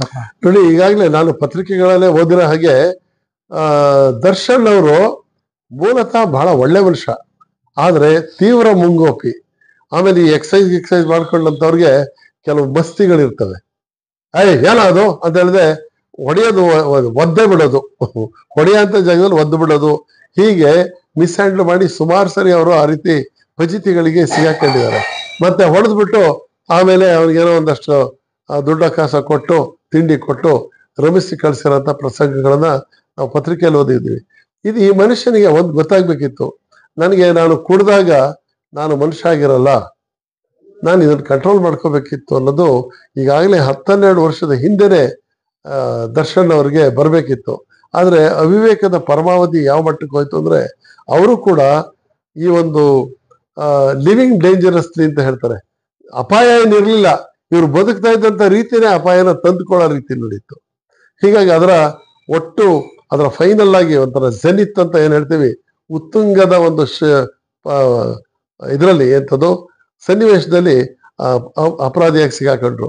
ಹೋಗ್ಲಿ, ಅಪರಾಧಿಯಾಗಿ ಸಿಗಾಕೊಂಡಿದ್ದಾರೆ, ಇದರಿಂದ ಏನಾರ ಬಚಾವ್ ಆಗ್ತಾರೆ ಅಂತಂದ್ರೆ, ನನ್ನ ತನಿಖೆಯ ಒಂದು ಅನುಭವದಲ್ಲಿ ಹೇಳೋದಾದ್ರೆ ಈ ಕೇಸಲ್ಲಿ ಇದರಲ್ಲಿ ಆಗೋದಿಲ್ಲ ಅವ್ರಿಗೆ. ಹೇಗೆ ಡಿಜಿಟಲ್ ಎವಿಡೆನ್ಸ್ ಇದೆ, ಕಣ್ಣಾರೆ ಸಾಕ್ಷಿಗಳಿದ್ದಾರೆ, ಆಮೇಲೆ ಅಕಾಂಪ್ಲಿಸಸ್ ಅಂತ ನಾವೇನ್ ಹೇಳ್ತೀವಿ, ಈ 21 ಜನ ಇದರಲ್ಲಿ ಅಪರಾಧಿಗಳಲ್ಲಿ ಮಾಫಿ ಸಾಕ್ಷಿ ಮಾಡಿ ಅವ್ರನ್ನು ಕೂಡ ಸಾಕ್ಷಿದಾರನಾಗ್ತಾರೆ. ಯಾಕೆಂದ್ರೆ ಅವರು ಕಣ್ಣಾರೆ ಸಾಕ್ಷಿ ಆಗ್ತಾರೆ. ಆಮೇಲೆ ಮೋಟಿವ್ ಅನ್ನೋದು 100% ಪ್ರೂವ್ ಆಗಿದೆ. ಅಂದ್ರೆ ಉದ್ದೇಶ, ಯಾತಕ್ಕೋಸ್ಕರ ಅವ್ನು ಕರ್ಕೊಂಡ್ಬಂದು ಹೊಡೆದು ಸಾಯಿಸಿದ್ರು ಅಂತಂದ್ರೆ ಇದೆ ಈ ವಿಡಿಯೋ, ಅಶ್ಲೀಲ ವಿಡಿಯೋ. ರೇಣುಕಾ ಸ್ವಾಮಿ ಮಾಡಿರೋದು ತಪ್ಪಿರ್ಬೋದು, ಆದ್ರೆ ಅದರಿಂದ ರೊಚ್ಚಿಗೆದ್ದು ನೀವು ಕರ್ಕೊಂಡ್ಬರೋದಿಕ್ಕೆ ಅವನನ್ನ ಮತ್ತು ಅದ್ರ ಮುಖಾಂತರ ಅವನ ಕೊಲೆಗೆ ಕಾರಣ ಆಗೋದಕ್ಕೆ ಮೈನ್ ಮೋಟಿವ್ ಅದಿದೆ, ಇದು ಪ್ರೂವ್ ಆಗಿದೆ. ಆಫ್ಟರ್ವರ್ಡ್ಸ್ ಇವರ ಮೃತನ ಡೆಡ್ ಬಾಡಿದು ಪೋಸ್ಟ್ ಮಾರ್ಟಮ್ ಮಾಡಿಸಿದ್ಮೇಲೆ ಅದರಲ್ಲಿರೋಂಥ ಪೋಸ್ಟ್ ಮಾರ್ಟಮ್ ರಿಪೋರ್ಟು, ಆಮೇಲೆ FSL ಪರೀಕ್ಷೆಗೆ ಒಳಪಡಿಸಿದ್ದಾರೆ ಅದರ ರಿಪೋರ್ಟ್ಗಳು, ಇವು ಸಂಪೂರ್ಣವಾಗಿ ಕೃತ್ಯ ಹೀಗೆ ನಡೆದಿದೆ ಅನ್ನೋದನ್ನ ವೈಜ್ಞಾನಿಕವಾದ ರೀತಿಯಲ್ಲಿ ಹೇಳ್ತದೆ. ಆಮೇಲೆ ಇವಾಗಲೇ ಆ ಕೃತ್ಯ ನಡೆದ ಸ್ಥಳದಿಂದ ಶೆಡ್ಡಿನ ತನಕ ಒಟ್ಟು 18 CCTV ಫುಟೇಜ್ ಇದೆ. ಅವೆಲ್ಲ ನೋಡಿ, ಅಲ್ಲಲ್ಲೇ ನಿಂತ್ಕೊಂಡು ಇದೇ ಸಾಕ್ಷಿ ಇಲ್ಲಿಂದ ಮುಂದಕ್ಕೆ ಹೋದ ಅಂತ ಗಂಟೆ ಮತ್ತು ನಿಮಿಷಗಳ ಇದ್ರ ಮೇಲೆ ಅವು ಸಾಕ್ಷ್ಯ ಹೇಳ್ತವೆ. ಆಮೇಲೆ ಅಲ್ಲಿಗೆ ಹೋಗಿ ವಾಪಸ್ ಬಂದಿದ್ರದ್ದು ಸಾಕ್ಷ್ಯ ಇದೆ. ಆಮೇಲೆ ಅದೆಲ್ಲದಕ್ಕಿಂತ ಮುಖ್ಯವಾಗಿ 30 ಲಕ್ಷ ರೂಪಾಯಿ ಈ ಅಬ್ಬೆ ಪ್ಯಾರಿಗಳಿಗೆ ಕೊಟ್ಟಿರೋಂಥ ಆ ಕ್ಯಾಶ್ ಏನಿದೆ, 5-5 ಲಕ್ಷನ ಪೊಲೀಸ್ನವ್ರು ರಿಕವರಿ ಮಾಡಿದ್ದಾರೆ. ಇನ್ನೇನು ಉಳಿದಿದೆ ಸ್ವಾಮಿ? ಬರೀ ಇನ್ನ ವಾದ ಮಾಡ್ತೀನಿ ನಾನು ಇದು ಮಾಡ್ತೀನಿ ಅಂತ ಹೇಳಂತ ವಕೀಲರುಗಳಿಗೆ ಒಂದು ಒಳ್ಳೆ ಫೀಸ್ ಕೊಡ್ಬೋದು ಅನ್ನೋದು ಬಿಟ್ರೆ ಇನ್ಯಾವನ್ಗೂ ಲಾಭ ಆಗಲ್ಲ ಇದರಲ್ಲಿ. ಈಗ ಏನಾಗಿದೆ ಅಂದ್ರೆ, ಈಗ ಕನ್ನಡ ಚಿತ್ರರಂಗದಲ್ಲಿ ಇರತಕ್ಕಂಥ ಹಲವಾರು ನಟರುಗಳು ಯಾರೇ ಆಗಲಿ ಈ ಥರದೊಂದು ಸನ್ನಿವೇಶ ಯಾರಿಗೂ ಬಂದಿರಲಿಲ್ಲ. ಅದು ಇವರಿಗೆ ಬಂದಿದೆ. ಯಾಕಂದ್ರೆ ಇವರು ತುಂಬಾ ಡ್ರಿಂಕ್ಸ್ ಮಾಡಿ ಅವರ ಬುದ್ಧಿ ಕೈ ಇಲ್ದೇನೆ ಆಗಿರ್ಬೋದೇನೋ. ಅದು ಕೂಡ ಇವರಲ್ಲಿ ಏನೋ ಒಂದು ನಮ್ದು ವಿವೇಚನೆ ಕೊರತೆ ಇರ್ಬೋದೇನೋ ಅಂತ ಅನ್ಸುತ್ತೆ. ಒಂದೊಂದು ಬಡವರಾಗಿದ್ದ ವ್ಯಕ್ತಿ ಶ್ರೀಮಂತರಾದ್ಮೇಲೆ ತುಂಬಾ ಅನುಭವ ಕೂಡ ಬಂದಿರ್ತದೆ ಮತ್ತು ಬುದ್ಧಿ ಕೂಡ ಚೆನ್ನಾಗಿ ಪಕ್ವವಾಗಿರ್ತದೆ. ಆದ್ರೆ ಇಂಥದ್ದೊಂದು ಕೊರತೆ ಇರುತ್ತೆ ಕಾಣ್ತದೆ. ಅದು ಹೇಗೆ ದಯಮಾಡಿ ತಿಳ್ಕೊಡಿ. ನೋಡಿ, ನಾನು ಒಂದ್ ಮಾತು ಹೇಳ್ತೀನಿ. ಈ ವ್ಯಕ್ತಿ ಕ್ರಿಮಿನಲ್ ಅಂತಂದ್ರೆ as a police officer no. ಯಾಕೆ ಕ್ರಿಮಿನಲ್ ಅಲ್ಲ ಅಂತಂದ್ರೆ ಇದೊಂದು ಆಕಸ್ಮಿಕ ಘಟನೆ, ಇದೊಂದೇ ನಡೆದಿರೋದು. ಈ ರೌಡಿಗಳು ಇರ್ತಾರೆ ನೋಡಿ, ಇನ್ನೊಬ್ಬನ ಹಿಂಸೆ ಮಾಡೋದು, ಹೊಡೆಯೋದು, ದುಡ್ಡು ಕಿತ್ಕೊಳ್ಳೋದು, ಅಲ್ಲೆಲ್ಲ ಹೋಗೋದು, ದರೋಡೆ ಮಾಡೋದು, ಆಮೇಲೆ ವಂಚನೆ ಮಾಡೋ ಅಂಥವ್ರು, ನಾನು ಹೆಚ್ಚಿಗೆ ಬಡ್ಡಿ ಕೊಡ್ತೀನಿ ಅಂತ ಹೇಳಿ ನಾಮಕ್ಕೆ ಹೋಗೋಂಥವ್ರು, ಇವರೆಲ್ಲ ಕ್ರಿಮಿನಲ್ಸ್, ಪಕ್ಕಾ ಕ್ರಿಮಿನಲ್ಸ್. ಯಾಕೆ ಅಂತಂದ್ರೆ ಇನ್ನೊಬ್ಬರಿಗೆ ತೊಂದರೆ ಮಾಡೋದು, ಇನ್ನೊಬ್ಬರಿಗೆ ಹಿಂಸೆ ಮಾಡಿ ದುಡ್ಡು ತಿನ್ನ ಅಂತ ನೀಚ ಮನಸ್ಥಿತಿ ಇರತ್ತವ್ರು ಅವರು. ಆ ಕ್ಯಾಟಗರಿಗೆ ದರ್ಶನ್ ಬರಲ್ಲ. ಇಲ್ಲಿಂದ ಅವರಿಂದ ಒಂದು ಅನಾಹುತಕಾರಿಯಾದಂತ ಒಂದು ಕೃತ್ಯ ನಡೆದಿದೆ, ಅದು ಅಪರಾಧ. ಅದಕ್ಕೆ ಅವ್ರು ಅನುಭವಿಸ್ಲೇಬೇಕಾಗತ್ತೆ. ಆದ್ರೆ ಹಾಗಂದಿದ ತಕ್ಷಣನೇ ಇವನು ಕೇಡಿ, ಇವನು ನೀಚ, ಇವನ ಪರಮ ನೀಚ, ಅದು ಇದು ಅಂತ ಹೇಳಿ ಇವಾಗ ಟಿವಿ ಮಾಧ್ಯಮದಲ್ಲಿ ಬರ್ತಾ ಇದೆಯಲ್ಲ, ಅದು ಅನಗತ್ಯವಾದ ತೇಜೋವಧೆ. ಇದನ್ನ ಯಾರಿಗೂ ಮಾಡಬಾರ್ದು.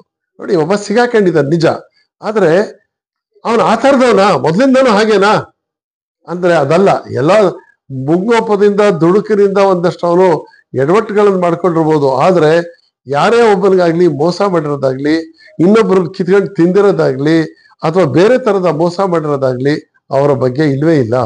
ಅದನ್ನ ನಾವು ನೋಡ್ಬೇಕಾಗತ್ತೆ.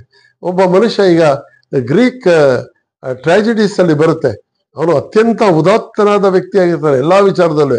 ಯಾವುದೋ ಒಂದು ಮರ್ಡರ್ ಮಾಡಿ ಇದ್ರನ್ನ ಮಾಡಿದಾಗ ಅವನ ವ್ಯಕ್ತಿತ್ವ ಒಂದೇ ಸರಿ ಪಾತಾಳಕ್ಕೆ ಕುಸ್ತೋಗುತ್ತೆ. ಆ ತರ ಒಬ್ಬ ದುರಂತ ವೀರ ಅಂತಾನೆ ಹೇಳ್ಬೇಕಾಗತ್ತೆ ದರ್ಶನ್.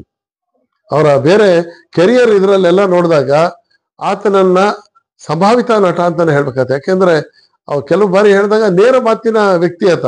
ಅದನ್ನು ಟ್ರೋಲ್ ಮಾಡ್ತಾ ಇದ್ದಾರೆ ಇದ್ರಲ್ಲಿ ನೋಡಿದಾಗ, ಅರೆ ಆತರ ಇಲ್ವಲ್ಲ ಅಂತ ಅನ್ಸುತ್ತೆ. ಹಾಗಂದಿದ ತಕ್ಷಣ ಇದ್ರಲ್ಲಿ ಅವ್ನಿಗೆ ರಿಯಾಯಿತಿ ಕೊಡಿ ಅಂತ ಅಲ್ಲ. ಈ ಕೇಸಲ್ಲಿ ಆತ ಅಪರಾಧಿನೇ, ಅದ್ರಲ್ಲಿ ಶಿಕ್ಷೆ ಆಗೇ ಆಗುತ್ತೆ, ಅದ್ರಲ್ಲಿ ಎರಡನೇ ಮಾತೇ ಇಲ್ಲ. ಆದರೆ ಆ ವ್ಯಕ್ತಿ ಎಂಥವನು ಅಂತ ಅಂದಾಗ ಅವನನ್ನ ರೌಡಿ ಅಂತಾಗ್ಲಿ, ಅವನೊಬ್ಬ ಎಂಥದೋ ಪರಮ ಪಾಪಿಷ್ಟ ನೀಚ ಅಂತ ಹೇಳಿ ಕರೆಯಕ್ಕೆ ನಾನು ತಯಾರಿಲ್ಲ. ಈಗ ನೋಡಿ, ಈಗ ಅವನ ಮೇಲೆ ರೌಡಿ ಶೀಟ್ ಓಪನ್ ಮಾಡ್ಬೇಕು ಅಂತ ಹೇಳ್ತಾ ಇದ್ದಾರೆ. ಯಾಕೆ ರೌಡಿ ಶೀಟ್ ಓಪನ್ ಮಾಡ್ಬೇಕು ಅಂತಂದ್ರೆ, ರೌಡಿ ಶೀಟ್ ಯಾರ ಮೇಲೆ ಓಪನ್ ಮಾಡ್ತಾರೆ ಅಂತಂದ್ರೆ, ನಿತ್ಯವಾಗಿ ಸಮಾಜ ಕಂಟಕ ಆಗಿರೋದು, ಸಮಾಜದ ಕೋಮು ಗಲಭೆ ಉಂಟು ಮಾಡೋಂಥವ್ನು, ಎರಡೆರಡು ಪಾರ್ಟಿಗಳನ್ನು ಎತ್ತಿ ಸಮಾಜದ ಶಾಂತಿ ಮತ್ತು ಸುವ್ಯವಸ್ಥೆಯನ್ನ ಪದೇ ಪದೇ ಕೆಡ್ಸಂತವನಾಗಿರೋ ಅಂಥವನು, ಈ ಹಫ್ತಾ ವಸೂಲ್ ಮಾಡೋ ಅಂಥವನು, ಇವ್ರನ್ನ ರೌಡಿ ಅಂತೀವಿ. ಆ ಕ್ಯಾಟಗರಿಗೆ ಇವ್ರು ಬರೋದಿಲ್ಲ. ಈಗೇನೀಗ ಹೆಂಗಿದ್ರು ತೋಳ ಹಳ್ಳಕ್ಕೆ ಬಿದ್ದಿದೆ ಅಂತ ಹೇಳಿ ಒಬ್ಬೊಬ್ಬ ಒಂದೊಂದು ಕಲ್ಲು ಎಸಿತಾನೆ ಇದ್ದಾರೆ. ಆಸ್ ಇಫ್ ಏನೋ ಏನು ಮಾಡಬಾರ್ದು ಮಾಡಿದ್ದಾನೆ. ಅವನ್ ಪರವಾಗಿ ಏನೋ ಮಾತಾಡಿದ್ರೆ no no no no no ಹಾಗಲ್ಲ ಸರ್, ನೀವು ತಪ್ಪು ತಿಳ್ಕೊಂಡಿದ್ದೀರಾ. ಎಂತದ್ರಿ ತಪ್ಪು ತಿಳ್ಕೊಳ್ಳೋದು? ನ್ಯಾಯನ ಮಾತಾಡ್ಬೇಕಾದ್ರೆ ನ್ಯಾಯನೇ ಮಾತಾಡ್ಬೇಕಾಗುತ್ತೆ. ಅವನ ಅಪರಾಧದಿಂದ ನೀವು ಯಾವ ರಿಯಾಯಿತಿನೂ ಕೊಡಬೇಡಿ, ಅವನಿಗೆ ಶಿಕ್ಷೆ ಆಗ್ಲೇಬೇಕು. ಯಾಕೆಂದ್ರೆ ಸಾಕ್ಷ್ಯಗಳಷ್ಟು ಬಲವತ್ತರವಾಗಿದೆ. ಅದರಿಂದಾಗಿ ರೌಡಿ ಶೀಟ್ ಅನ್ನೋದು, ಆಮೇಲೆ ಆ ಮನುಷ್ಯನನ್ನ ತೇಜೋವಧೆ ಮಾಡೋದಿಲ್ಲ. ಅನವಶ್ಯ ಬಿದ್ದ್ಬಿಟ್ಟಿದ್ದಾನೆ ಅಂತ ಅಂದಿದ ತಕ್ಷಣನೇ ತೇಜೋವಧೆಗೆ ಅರ್ಹ, ಅದಕ್ಕೆ ಅರ್ಹ ಅಲ್ಲ. ಅದನ್ನ ಯಾರು ಬೇಕಾದ್ರೂ ಹೇಳ್ಬೋದು. ನಮಗೆ ಒಂದ್ ನ್ಯಾಯ ಬೇಡವೇನ್ರಿ ಮಾತಾಡ್ಬೇಕಾದ್ರೆ? ಸಿಕ್ದ ಅಂತ ಹೇಳಿದ್ರೆ ಯಾಕೆ ಹುಜ್ಜು ಕಡುಬಿಡ ಅಂತದ್ ಏನಾಗಿದೆ ಅಲ್ಲಿ? ಆಮೇಲೆ ಇವನ್ಗೆ ಯಾರಾದ್ರೂ ಪೊಲೀಸ್ನವರು ನೆರವು ನೀಡ್ತಾರೆ, ಇವನು ಎಲ್ಲ ದುಡ್ಡಿನ ಮದ ಇದೆ, ಹೀಗಾಗಿ ಪೊಲೀಸ್ನವ್ರನ್ನ ಖರೀದಿ ಮಾಡ್ತಾನೆ ಅಂತೇಳಿ, ಅದು ಮಾತ್ರ 100% ಸಾಧ್ಯ ಇಲ್ಲ. ಖರೀದಿ ಮಾಡ್ತೀನಿ ಅಂತ ಹೋದ್ರೆ ಆ ಪೊಲೀಸ್ನವನು ಮೊದಲನೇ ಇನ್ನೊಬ್ಬ ಅಪರಾಧಿ ಆಗ್ಬಿಡ್ತಾನೆ. ನೋಡ್ರಿ, ಇಷ್ಟು ಸೈಂಟಿಫಿಕ್ ಎವಿಡೆನ್ಸ್ ಇದೆ. ನೀವ್ ಅನ್ಬೋದು, ರೀ ಪೊಲೀಸ್ನವರೆಲ್ಲ ಬರೀ ಲಂಚ್ಕೋರ್ರು, ಇವ್ರು ಬಿಡ್ತಾರ ಇದ್ರಲ್ಲಿ, ಹೆಂಗೂ ಇದ್ರಲ್ಲಿ ಸಿಗಾಕೊಂಡಿದ್ದಾನೆ, ಚೆನ್ನಾಗಿ ಕಿತ್ತು ಬಿಡೋಣ ಅಂತ ಹೇಳಿ ಅನ್ಬೋದಲ್ಲ ಅಂದ್ರೆ ಸಾಧ್ಯ ಇಲ್ಲ ಅದು. ಯಾಕೆ ಅಂತ ಅಂದ್ರೆ ಇದು ಹೈ ಪ್ರೊಫೈಲ್ ಕೇಸ್. ಇದು CIDಗೆ ವಿರೋಧ ಪಕ್ಷದವರೇ ಒತ್ತಾಯ ಮಾಡ್ತಾರೆ, ನ್ಯಾಯವಾಗಿ ಪೊಲೀಸ್ನವರು ತನಿಖೆ ಮಾಡಿಲ್ಲ ಅಂತ. CBI ಕೊಡಿ ಅಂತ ಹೇಳ್ತಾರೆ, ಇನ್ಯಾವುದೋ ಒಂದು ನ್ಯಾಯಾಂಗ ವಿಚಾರಣೆ ಮಾಡಿ ಅಂತಾರೆ, ಇಲ್ಲ ಸ್ಪೆಷಲ್ ಎನ್ಕ್ವೈರಿ ಕಂಡಕ್ಟ್ ಮಾಡಿ ಅಂತಾರೆ. ಆತರ ಯಾವ್ದಾರ ಒಂದು ಸೆಟಪ್ ಆಗೇ ಆಗುತ್ತೆ ಇಂಥದ್ರಲ್ಲಿ. ಹೀಗಾಗಿ ತನಿಖೆ ಮಾಡುವಂತ ಅಧಿಕಾರಿಗಳು ತಾವು ಮಾಡ್ತಾ ಇರೋಂಥ ಕೆಲಸ ಸರ್ವ ರೀತಿಯಲ್ಲೂ ಸಮರ್ಪಕವಾಗಿದೆ ಅನ್ನೋ ರೀತಿಯಲ್ಲಿ ಅವ್ರು ತನಿಖೆ ಮಾಡ್ಕೊಂಡು ಹೋಗಿರ್ತಾರೆ. ಅದರಿಂದ ಪೊಲೀಸ್ನವರಿಂದ ಅವ್ರಿಗೆ ಒಂದು ನಯಾ ಪೈಸಾ ಕೂಡ ಹೆಲ್ಪ್ ಆಗಲ್ಲ. ಅಂಡ್ ಪೊಲೀಸ್ನವ್ರು ಏನ್ ಮಾಡ್ಬೇಕಾಗಿದೆ, ತಮ್ಮ ಕರ್ತವ್ಯನ ಅತ್ಯಂತ ಪಾಂಗಿಕವಾದ ರೀತಿಯಲ್ಲಿ ಮಾಡಿದ್ದಾರೆ. And I appreciate. ಅದ್ರಲ್ಲಿ ಇಬ್ರು ಅಧಿಕಾರಿಗಳು ನಾನು ಪಾಠ ಹೇಳಿದಂಥವ್ರೇನೆ. ಗಿರೀಶ್ ಅವ್ರಿಗೂ ಟ್ರೈನಿಂಗ್ ಅಲ್ಲಿದ್ದಾಗ ನಾನು ಪಾಠ ಹೇಳಿದಂಥವ್ರು. Is a very bright officer. ತುಂಬಾ ಚೆನ್ನಾಗಿ ಮಾಡ್ಕೊಂಡು ಹೋಗ್ತಾ ಇದ್ದಾರೆ ನೋಡಿ. ಆ ಎಳೆಗಳನ್ನು ಹಿಡಿದು ಅವ್ರು ಹೇಗೆ ಮಾಡ್ತಾ ಹೋಗಿದ್ದಾರೆ ಅಂದ್ರೆ, ಒಂದು ಮ್ಯಾಥಮೆಟಿಕಲ್ ಪ್ರಾಬ್ಲಮ್ ಏನಾರ ಇದ್ರೆ ನಾವು ಯಾವುದೇ ರಾಗ ದ್ವೇಷ ಏನು ಇಲ್ದಲೆ ಅದರ ಸಮಸ್ಯೆ ತೀರ್ಮಾನ ಮಾಡ್ತೀವಿ ನೋಡಿ. ಆ ತರ ಒಂದೊಂದೇ ಎಳೆನು ತಗೊಂಡು ಅದನ್ನ ಹಾಗೆ ಪೋಣಿಸ್ತಾ ಹೋಗಿದ್ದಾರೆ. ನನಗೆ ನೋಡಿದಾಗ ತುಂಬಾ ಸಂತೋಷ ಆಗುತ್ತೆ. ಪೊಲೀಸ್ನವ್ರು ಮಾಡಿರೋದಂತೂ ಇಟ್ಸ್ ಎ ವೆರಿ ಕಮೆಂಡಬಲ್ ಇದು.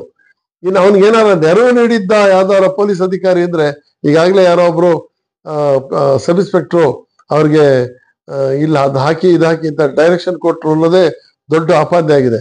ಹೀಗಾಗಿ ಯಾರು ಅದನ್ನ ಮಾತಾಡಕ್ ಹೋಗಲ್ಲ.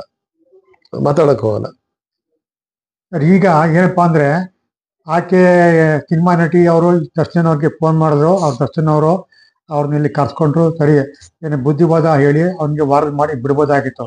ಆದ್ರೆ ಇಲ್ಲಿ ಅವರು ಕಾನೂನನ್ನ ಕೈಗೆ ತಗೊಂಡು ಅವನನ್ನ ಜೀವನ ತೆಗೆಯುವಂತ ಒಂದು ಪರಿಸ್ಥಿತಿಗೆ ಬಂದಿದ್ದು ಎಷ್ಟು ಸರಿ ಅಂತ ತಮ್ಗೆ ಸರ್, ಇದನ್ನ ಯಾರೂ ಕೂಡ ಅದನ್ನ ಸಮರ್ಥಿಸಕ್ಕಾಗಲ್ಲ. ಮೇ ಬಿ ಅವರು ತನ್ನ ಪ್ರಿಯತಮೆಗೆ ಒಂದು ರೀತಿ ಕಿರುಕುಳ ಆಗ್ತಾ ಇದೆಯಲ್ಲ ಅಂತ ಸಹಾಯ ಮಾಡಕ್ಕೆ ಅಂತ ಹೋಗಿದ್ದಾರೆ. ದಟ್ ಈಸ್ ಅದೇ ಮುಖ್ಯ. ಆಮೇಲೆ ನೋಡು, ನಾನು ಗಿಫ್ಟ್ ತಂದಿದ್ದೀನಿ, ನಿನ್ಗೆ ಒಂದು ಒಳ್ಳೆ ಗಿಫ್ಟ್ ತಂದಿದ್ದೀನಿ ಅಂತ ಹೇಳಿ ಕರ್ಕೊಂಡು ಬಂದು ತೋರ್ಸ ಅಂತದ್ರಲ್ಲಿ ಅವನು ಸಾಯಿಸ್ಬೇಕು ಅನ್ನೋದು ಅಲ್ವೇ ಅಲ್ಲ, ಅಲ್ಲಿ ಅಷ್ಟೇ ಇರುತ್ತೆ. ಆಮೇಲೆ ಮುಂದಿಂದು, ಯಾಕೆಂದ್ರೆ ಮೊದಲೇ ಅವರು ಮದ್ಯಪಾನ ಮಾಡಿದ್ರು, ಇನ್ನೊಂದು ಮಾಡಿದ್ರು, ಅಲ್ಲಿಂದ ಅದು ರೊಚ್ಚಿಗೆದ್ದ ನಡವಳಿಕೆ ಆಗಿ ಅದು ಕೊಲೆನಲ್ಲಿ ಪರ್ಯಾವಸಾನ ಆಗುತ್ತೆ. ಅದಕ್ಕೆ ಯಾರ್ಯಾರು ಇರ್ತಾರೆ ಎಲ್ಲರಿಗೂ ಕರೆಂಟ್ ಶಾಕ್ ಹೊಡಿತದೆ, ಎಲ್ಲರೂ ಅಪರಾಧಿಗಳಾಗ್ತಾರೆ. ಹೀಗಾಗಿದೆ ಅದು ಕೊಲೆನೇ. ಅದರಲ್ಲಿ ಯಾವುದೇ ರೀತಿಯಾದಂತ ಇದಿಲ್ಲ. ಮತ್ತೆ ಅವರು ಬಿಡುಗಡೆ ಅದಕ್ಕೆ ಸಾಧ್ಯನೂ ಇಲ್ಲ. ಇದರಲ್ಲಿ ಏನಾರ ಮಾಡಿ ಸಾಕ್ಷಿನ ನಾನು ಬದಲಾಯಿಸ್ಕೋಬಹುದು ಅಂದ್ರೆ, ಹಬ್ಬಬ್ಬ ಅಂದ್ರೆ ಲಾಯರ್ಗಳ ಬುದ್ಧಿವಂತಿಕೆ ಇದ್ರೆ ಅವ್ರಿಗೆ ಕೊಲೆ ಮಾಡುವ ಉದ್ದೇಶ ಇರಲಿಲ್ಲ, ಕರ್ಸಿ ಬುದ್ಧಿ ಹೇಳಿ ಮಾಡೋ ಹೋಗ್ತಾ ಇದ್ರು. ಅವ್ರು ವಾಪಸ್ ಹೋಗೋದ್ರೊಳಗೆ ಈ ರೀತಿ ಒಂದು ಅನಾಹುತ ಆಗಿದೆ. ಅವರ ಎಚ್ಚರಿಕೆತನದ ಒಂದು ಹೊಡೆತದಿಂದಾಗಿ ಅವನು ಸತ್ತಿದ್ದಾನೆ ಅಂತ ಏನೋ ಮಾಡಿ ಮೇ ಬಿ ಅಲ್ಲಿ ಒಂದಷ್ಟು ಬಿಡುಗಡೆ ಆಗ್ಬೋದು. ಆದರೆ ಮಿನಿಮಮ್ ಶಿಕ್ಷೆ ಎಲ್ಲರಿಗೂ ಆಗೇ ಆಗತ್ತೆ. 5 ವರ್ಷಕ್ಕಿಂತ ಕಡಿಮೆ ಯಾವನಿಗೂ ಆಗ್ದಲೇ ಇರಕ್ಕ ಸಾಧ್ಯ ಇಲ್ಲ. ಮತ್ತೆ ಇದು ಜೀವಾವಧಿ ಶಿಕ್ಷೆ ಹಾಗೂ ಮರಣದಂಡನೆ ತನಕನೂ ವಿಸ್ತರಿಸ್ಬೋದು ಕೊಲೆ. ಯಾಕೆ ಅಂತಂದ್ರೆ it is A brutal murder. ಆಮೇಲೆ ಇದೊಂದು ಅಪರೂಪವಾದ ಪ್ರಕರಣ ಅಂತಾನೆ ನಾವು ಪರಿಗಣಿಸ್ಬೇಕಾಗತ್ತೆ. ಅಂದ್ರೆ ಅದು ಕೋರ್ಟ್ ಪರಿಗಣಿಸ್ಬೇಕಾದ್ದು. ಇವರೇನೋ ಮಾಡಿದ್ದಾರೆ. ಈಗ ಅತ್ಯಂತ ಸುಸಂಗತವಾದಂತ ಸಾಕ್ಷ್ಯಗಳನ್ನ ಪೊಲೀಸ್ನವರು ಸಂಗ್ರಹ ಮಾಡಿರೋದ್ರಿಂದ ಅವರು ಬಿಡುಗಡೆ ಆಗಕ್ಕೆ ಸಾಧ್ಯ ಇಲ್ಲ. ಅವ್ರ ಬಗ್ಗೆ ನಾವೇನೇ ಅನುಕಂಪ ಪಟ್ಬೋದು, ಅಯ್ಯೋ ಪಾಪ ಇಂಥ ಮಂಟಿನ ಕೆಲಸ ಮಾಡ್ಕೊಂಡ್ರಲ್ಲ ಅಂತ ಒಂದು 20 ರಿಂದ 25 ಕೋಟಿ ರೂಪಾಯಿನ ಒಂದು ಸಂಭಾವನೆ ಪಡೆಯ ಅಂತ ಈಸ್ ದ ಓನ್ಲಿ ಸ್ಟಾರ್. ಎಷ್ಟ್ ಬಿಟ್ರೆ ಮ್ಯಾಕ್ಸಿಮಮ್ ತಗೊಳ್ತಾ ಇರೋರು ಇವ್ರೇನೆ. ಇಂತಹ ಒಂದು ಉನ್ನತ ಮಟ್ಟದಲ್ಲಿದ್ದವರು ಯಾವುದೋ ಒಂದು ತಪ್ಪಿನಿಂದ ಒಂದೇ ಸರಿ ಪಾತಾಳಕ್ಕೆ ಕುಸ್ಬಿಟ್ರು. ಪಾತಾಳಕ್ಕೆ ಕುಸ್ತಿದ್ದ ಅಷ್ಟೇ ಅಲ್ಲ, ಎಲ್ಲರೂ ಏನು ಅವ್ರ ಮೇಲೆ ಅಗತ್ಕೊಂಡು ಅವನ್ನ ಜಡ್ಜ್ ಇದ್ರಲಿಲ್ಲ, ರೇಣುಕಾ ಸ್ವಾಮಿನ ಇವ್ರನ್ನ ಹಾಕಿ ಎಲ್ಲ ಜಡ್ಜ್ ಹಾಕ್ಬಿಟ್ರು. ಅದ್ಲಾಗಿ ಈ ರೇಣುಕಾ ಸ್ವಾಮಿ ಮಾಡಿರೋ ಸಣ್ಣ ತಪ್ಪು ಅದರಿಂದ ನಟಿಯಿಂದ ದರ್ಶನದಿಂದ ಕೃತ್ಯ ಮಾಡಕ್ಕೆ ಅವಕಾಶ ಆಗಿದೆ. ನೋಡಿ ಆದ್ರೆ ಮುಂದೆ ಇಲ್ಲಿ ಏನಾಗಿದೆ ಅಂದ್ರೆ, ಈ ಮಾಧ್ಯಮಗಳು ದಿನಕ್ಕೆ ಒಂದೊಂದ್ ತರ ವರದಿ ಮಾಡ್ತಾ ಇದೆ. ಅವ್ನಿಗೆ ಎಲೆಕ್ಟ್ರಿಕ್ ಶಾಕ್ ಟ್ರೀಟ್ಮೆಂಟ್ ಕೊಟ್ರಂತೆ, ಒದ್ರಂತೆ, ಅವೆಲ್ಲ ಇರ್ಲಿಕ್ಕಿಲ್ಲ. ಅದು ನೋಡಿ, ಇದು ನಾವು ಇದರಲ್ಲಿ ನಾನಾ ರೀತಿಯಾದಂತ ಚರ್ವಿತ ಶ್ರವಣ ಸುದ್ದಿ ಪ್ರತಿದಿನ ಬರ್ತಾ ಇದೆ. ಆಮೇಲೆ ಮಾಧ್ಯಮದವ್ರು ಅದ್ ಏನಾಗಿದೆಯೋ ಅವ್ರಿಗೆ ಒಂಥರ ದರ್ಶನ್ ಮೇಲೆ ವೈಯಕ್ತಿಕ ದ್ವೇಷ ಇಟ್ಕೊಂಡು ಅವನ ಮೇಲೆ ಇಲ್ಲದ್ದೆಲ್ಲ ಹೇಳ್ತಾ ಹೋಗ್ತಾ ಇದ್ದಾರೆ. ನೀವು ಮಾತಾಡ್ಬೇಕಾದ್ರೆ ಅಷ್ಟೇ ಮಾತಾಡ್ರಿ. ಬಾಯಿಗೆ ಬಂದಿದ್ದೆಲ್ಲ ಹೊರಡ್ಕೊಂಡು ಇವನೊಬ್ಬ ಕೇಡಿ ನೀಚ ಅದ್ದು ಇದ್ದು ಅಂತ ಹೇಳ್ಕೊಂಡು ಅವ್ರನ್ನ ತೇಜೋವಧೆ ಮಾಡೋದಕ್ಕೆ ನಮ್ಗೇನ್ ಹಕ್ಕಿದೆ? ಒಬ್ಬ ಸಿಗಾಕೊಂಡಿದ್ದಾನೆ ನಿಜ, ಅವ್ನು ತಪ್ಪು ಮಾಡಿದಾನೆ, ಎಷ್ಟು ತಪ್ಪು ಮಾಡಿರೋದು ನಮಗೆ ಗೋಚರ ಆಗ್ತಾ ಇದೆ. ಉಳಿದಿದ್ದ ಪುರಾಣಗಳನ್ನೆಲ್ಲ ಯಾಕೆ ಓದ್ತಾ ಇರ್ತೀರ 24 ಗಂಟೆ? ಆದ್ರೆ ಈಗ ನಾವು ಹೇಳ್ಬೇಕಾದಿಷ್ಟೇನೆ, ಇದನ್ನ ಸ್ಟಾಪ್ ಮಾಡ್ಬೇಕಾಗತ್ತೆ ಒಂದು ಹಂತ. ಈಗಾಗಲೇ ಜನ ಅಸಹ್ಯ ಪಡ್ತಾ ಇದ್ದಾರೆ. ನಾನು ತುಂಬಾ ಇದರಲ್ಲಿ ಕೇಳ್ಪಟ್ಟಿದ್ರಲ್ಲಿ ಯಾವನ್ರಿ ನೋಡ್ತಾನೆ ಅಂತೇಳಿ. ಯಾಕೆಂದ್ರೆ ನೀವು ಆ ಮಟ್ಟದಲ್ಲಿ ಅದನ್ನ ತಗೊಂಬಂದು 24 ಗಂಟೆ ಅದನ್ನೇ ಓದಿದ್ರೆ ಯಾವನಿಗೆ ಕೇಳಕ್ಕೆ ಇಷ್ಟ ಆಗ್ತದೆ? ನಮಗೆ ಬೇಕಾಗಿರೋದೇನು ಅಂದ್ರೆ, ಇಂಥದ್ರಿಂದ ಏನು ಸಮಾಜಕ್ಕೆ ಏನಾಗುತ್ತೆ ಅಂದ್ರೆ, ನಾವು ನಮ್ಗೆ ಎಷ್ಟೇ ಇನ್ಫ್ಲೂಯೆನ್ಸ್ ಇರಲಿ, ಎಷ್ಟೇ ಇದಿರ್ಲಿ, ಕಾನೂನನ್ನ ಕೈಗೆ ತಗೋಬಾರ್ದು. ಆಮೇಲೆ ಸುಲಭವಾಗಿ ಪೊಲೀಸ್ನವ್ರಿಗೆ ಹೇಳಿದ್ರೆ ಮುಗ್ದೋಗೋದು. ನೀವು ಸ್ವಯಂ ವೈದ್ಯ ಮಾಡ್ಕೋಬೇಡಿ ಅಂತ ಹೇಳಲ್ವೇ? ಅದೇ ರೀತಿ ಸ್ವಯಂ ಪೊಲೀಸಿಂಗ್ ಬೇಕಾಗಿಲ್ಲ ನಮ್ಗೆ. ಇಟ್ ಇಸ್ ನಾಟ್ ಅವರ್ ಇದು ನಾನೇ ಮನೆ ಕಟ್ಬಿಡ್ತೀನಿ ಅಂತ ಹೋಗಕ್ಕಾಗತ್ತಾ? ಅದಕ್ಕೆಲ್ಲ ಕಟ್ಟೆ ಜನ ಇರ್ತಾರೆ, ಅವ್ರ ಕೈಲಿ ಮಾಡಿಸಿ. ಅದು ದೊಡ್ಡ ತಪ್ಪು. ಎರಡನೇದು, ಈ ತರದ ಮೈ ಮೇಲೆ ಎಳ್ಕೊಳ್ಳೋ ಅಂತ ಅಶ್ಲೀಲ ಕರೆಗಳನ್ನು ಕೊಡೋದ್ರಿಂದ ಇವ್ರು ತಿಳ್ಕೊಂಡಿದ್ದಾರೆ, ಮೊದಲು ಇವ್ರಿಗೆ ಏನೋ ಒಂದು ಪ್ಲೆಷರಿಗೆ ಕೊಟ್ಕೊಂಡಿರ್ಬೋದು ರೇಣುಕಾ ಸ್ವಾಮಿ, ಆದ್ರೆ ಅದರಿಂದ ಆದಂತ ಅನಾಹುತ ಇಂಥದ್ದು. ಅವನ ಸ್ವಂತ ಸಂಸಾರ ನಾಶ ಆಯ್ತು. ಆಮೇಲೆ ಇದಕ್ಕೆ ಸಂಬಂಧಪಟ್ಟ ಏನೋ ದುಡುಕದಂತ ವ್ಯಕ್ತಿಗಳು 21-30 ಫ್ಯಾಮಿಲಿಗಳು ಅವರ ವೈಯಕ್ತಿಕ ಬದುಕು ಹಾಳಾಗೋಯ್ತು. ಇದೆಲ್ಲದಕ್ಕೆ ಮೂಲ ಕಾರಣ ರೇಣುಕಾ ಸ್ವಾಮಿನೇ. ಬಟ್ ಅವನಿಗೇನಾದ್ರು ಶಿಕ್ಷೆ ಕೊಡಲ್ಲ ಅಂದ್ರೆ ಅವನಾಗ್ಲೇ ಹೋಗೇ ಬಿಟ್ಟಿದ್ದಾನೆ. ಈಗ ಮಾಧ್ಯಮ ಇದು ನಮಗೆ ಬೇರೆ ಬೇರೆ ಯುವಕರಿಗೆ ಈ ಟ್ರೋಲ್ ಮಾಡೋಂಥವ್ರಿಗೆ ಬರಬೇಕು, ಇದು ಯಾವ ಮಟ್ಟಕ್ಕೆ ಹೋಗುತ್ತೆ, ನಾವ್ ಹಿಂಗೆಲ್ಲ ಹುಡುಗಾಟಿಕೆ ಆಡೋಂಥದ್ದಲ್ಲ ಅನ್ನೋದು. ಆಮೇಲೆ ಅಣ್ಣ ಡಿ ಬಾಸ್ ಸಿಗಾಕೊಂಡ್ಬಿಟ್ಟಿದ್ದಾನೆ, ನಾವು ಜೀವ ಕೊಡ್ತೀವಿ ಅಂತ ಬಂದು ಇವರೆಲ್ಲ ಈ ಕರೆಂಟ್ ಒಡಿಸ್ಕೊಂಡವರು ಅದ್ರಲ್ಲಿ ಒಂದು 10 ಜನನಾರು ಇದ್ದಾರೆ, ಗೊತ್ತಿಲ್ಲದೆ ಇರೋರೆಲ್ಲ. ಆಮೇಲೆ ಅವನಿಗೇನೋ ಒಂದು ಮೆಚ್ಚುಗಾರಿಕೆ ತೋರಿಸ್ಬೇಕು, ನಾನು ಒಂದು ಏಟ್ ಹಾಕ್ತೀನಿ ಅಂತೇಳಿ.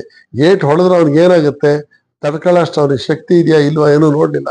ಒಬ್ಬೊಬ್ರು ಒಂದೊಂದು ಹೊಡೆದ್ರು, 5-6 ರಿಬ್ಸ್ ಕಂತೆ, ಇನ್ನೊಂದ್ ಕಡೆ ಎಲ್ಲಾ ಕಡೆನೂ ಡ್ಯಾಮೇಜ್ ಆಗಿದೆ. ಸೊ ಇವೆಲ್ಲ ಯಾತಕ್ಕೆ? ಸೊ ನಾವು ಯುವಕರಾಗಿರೋಂಥವ್ರು, ಅವ್ರಿಗೆ ನನ್ನ ಕನ್ಸರ್ನ್ ಅದೇನೆ. ತುಂಬಾ ಕೇಸ್ಗಳಲ್ಲಿ ಯಾವನೋ ಒಬ್ಬ ಲೀಡರ್ ಇರ್ತಾನೆ, ಒಬ್ಬ ಪುಡಾರಿ ಇರ್ತಾನೆ ಅಂತ ಹೇಳಿ ಅವನ ಪರವಾಗಿ ಜೀವಕ್ಕೆ ಜೀವ ಕೊಡಕ್ಕೆ ಅಂತ ಹೊಟ್ಬಿಡ್ತಾರೆ. ಆದ್ರೆ ಎಂಥ ಮುಸೀಬತ್ತಿಗೆ ಸಿಗಾಕೊಳ್ತಾರೆ ನೋಡಿ.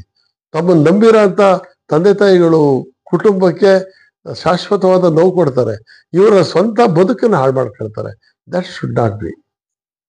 ಇದೊಂದು ಏನು ಕೃತ್ಯ ನಡೆದೋಗಿದೆ ಈಗ, ಅದನ್ನ ಸತ್ಯವಾದ ವಿಚಾರಗಳನ್ನ ಪ್ರಿಂಟ್ ಮೀಡಿಯಾ ಮುಖಾಂತರವಾಗಿ, ಎಲೆಕ್ಟ್ರಾನಿಕ್ ಮೀಡಿಯಾ ಮುಖಾಂತರವಾಗಿ ಜನತೆಗೆ ಪ್ರಸ್ತುತಪಡಿಸ್ಬೇಕು.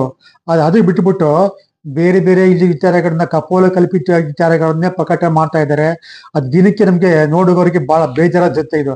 ಇದೇನಪ್ಪಾ ಇದು, ಒಬ್ಬ ವ್ಯಕ್ತಿ ಮೇಲೆ ಹಿಂಗೆಲ್ಲ ಮುಗಿ ಬೀಳ್ತಾ ಇದ್ದಾರೇನೋ ಅಂತ ಅನ್ಸುತ್ತೆ. ಇದು ಎಷ್ಟು ಸರಿ ಸರ್ ಇದು?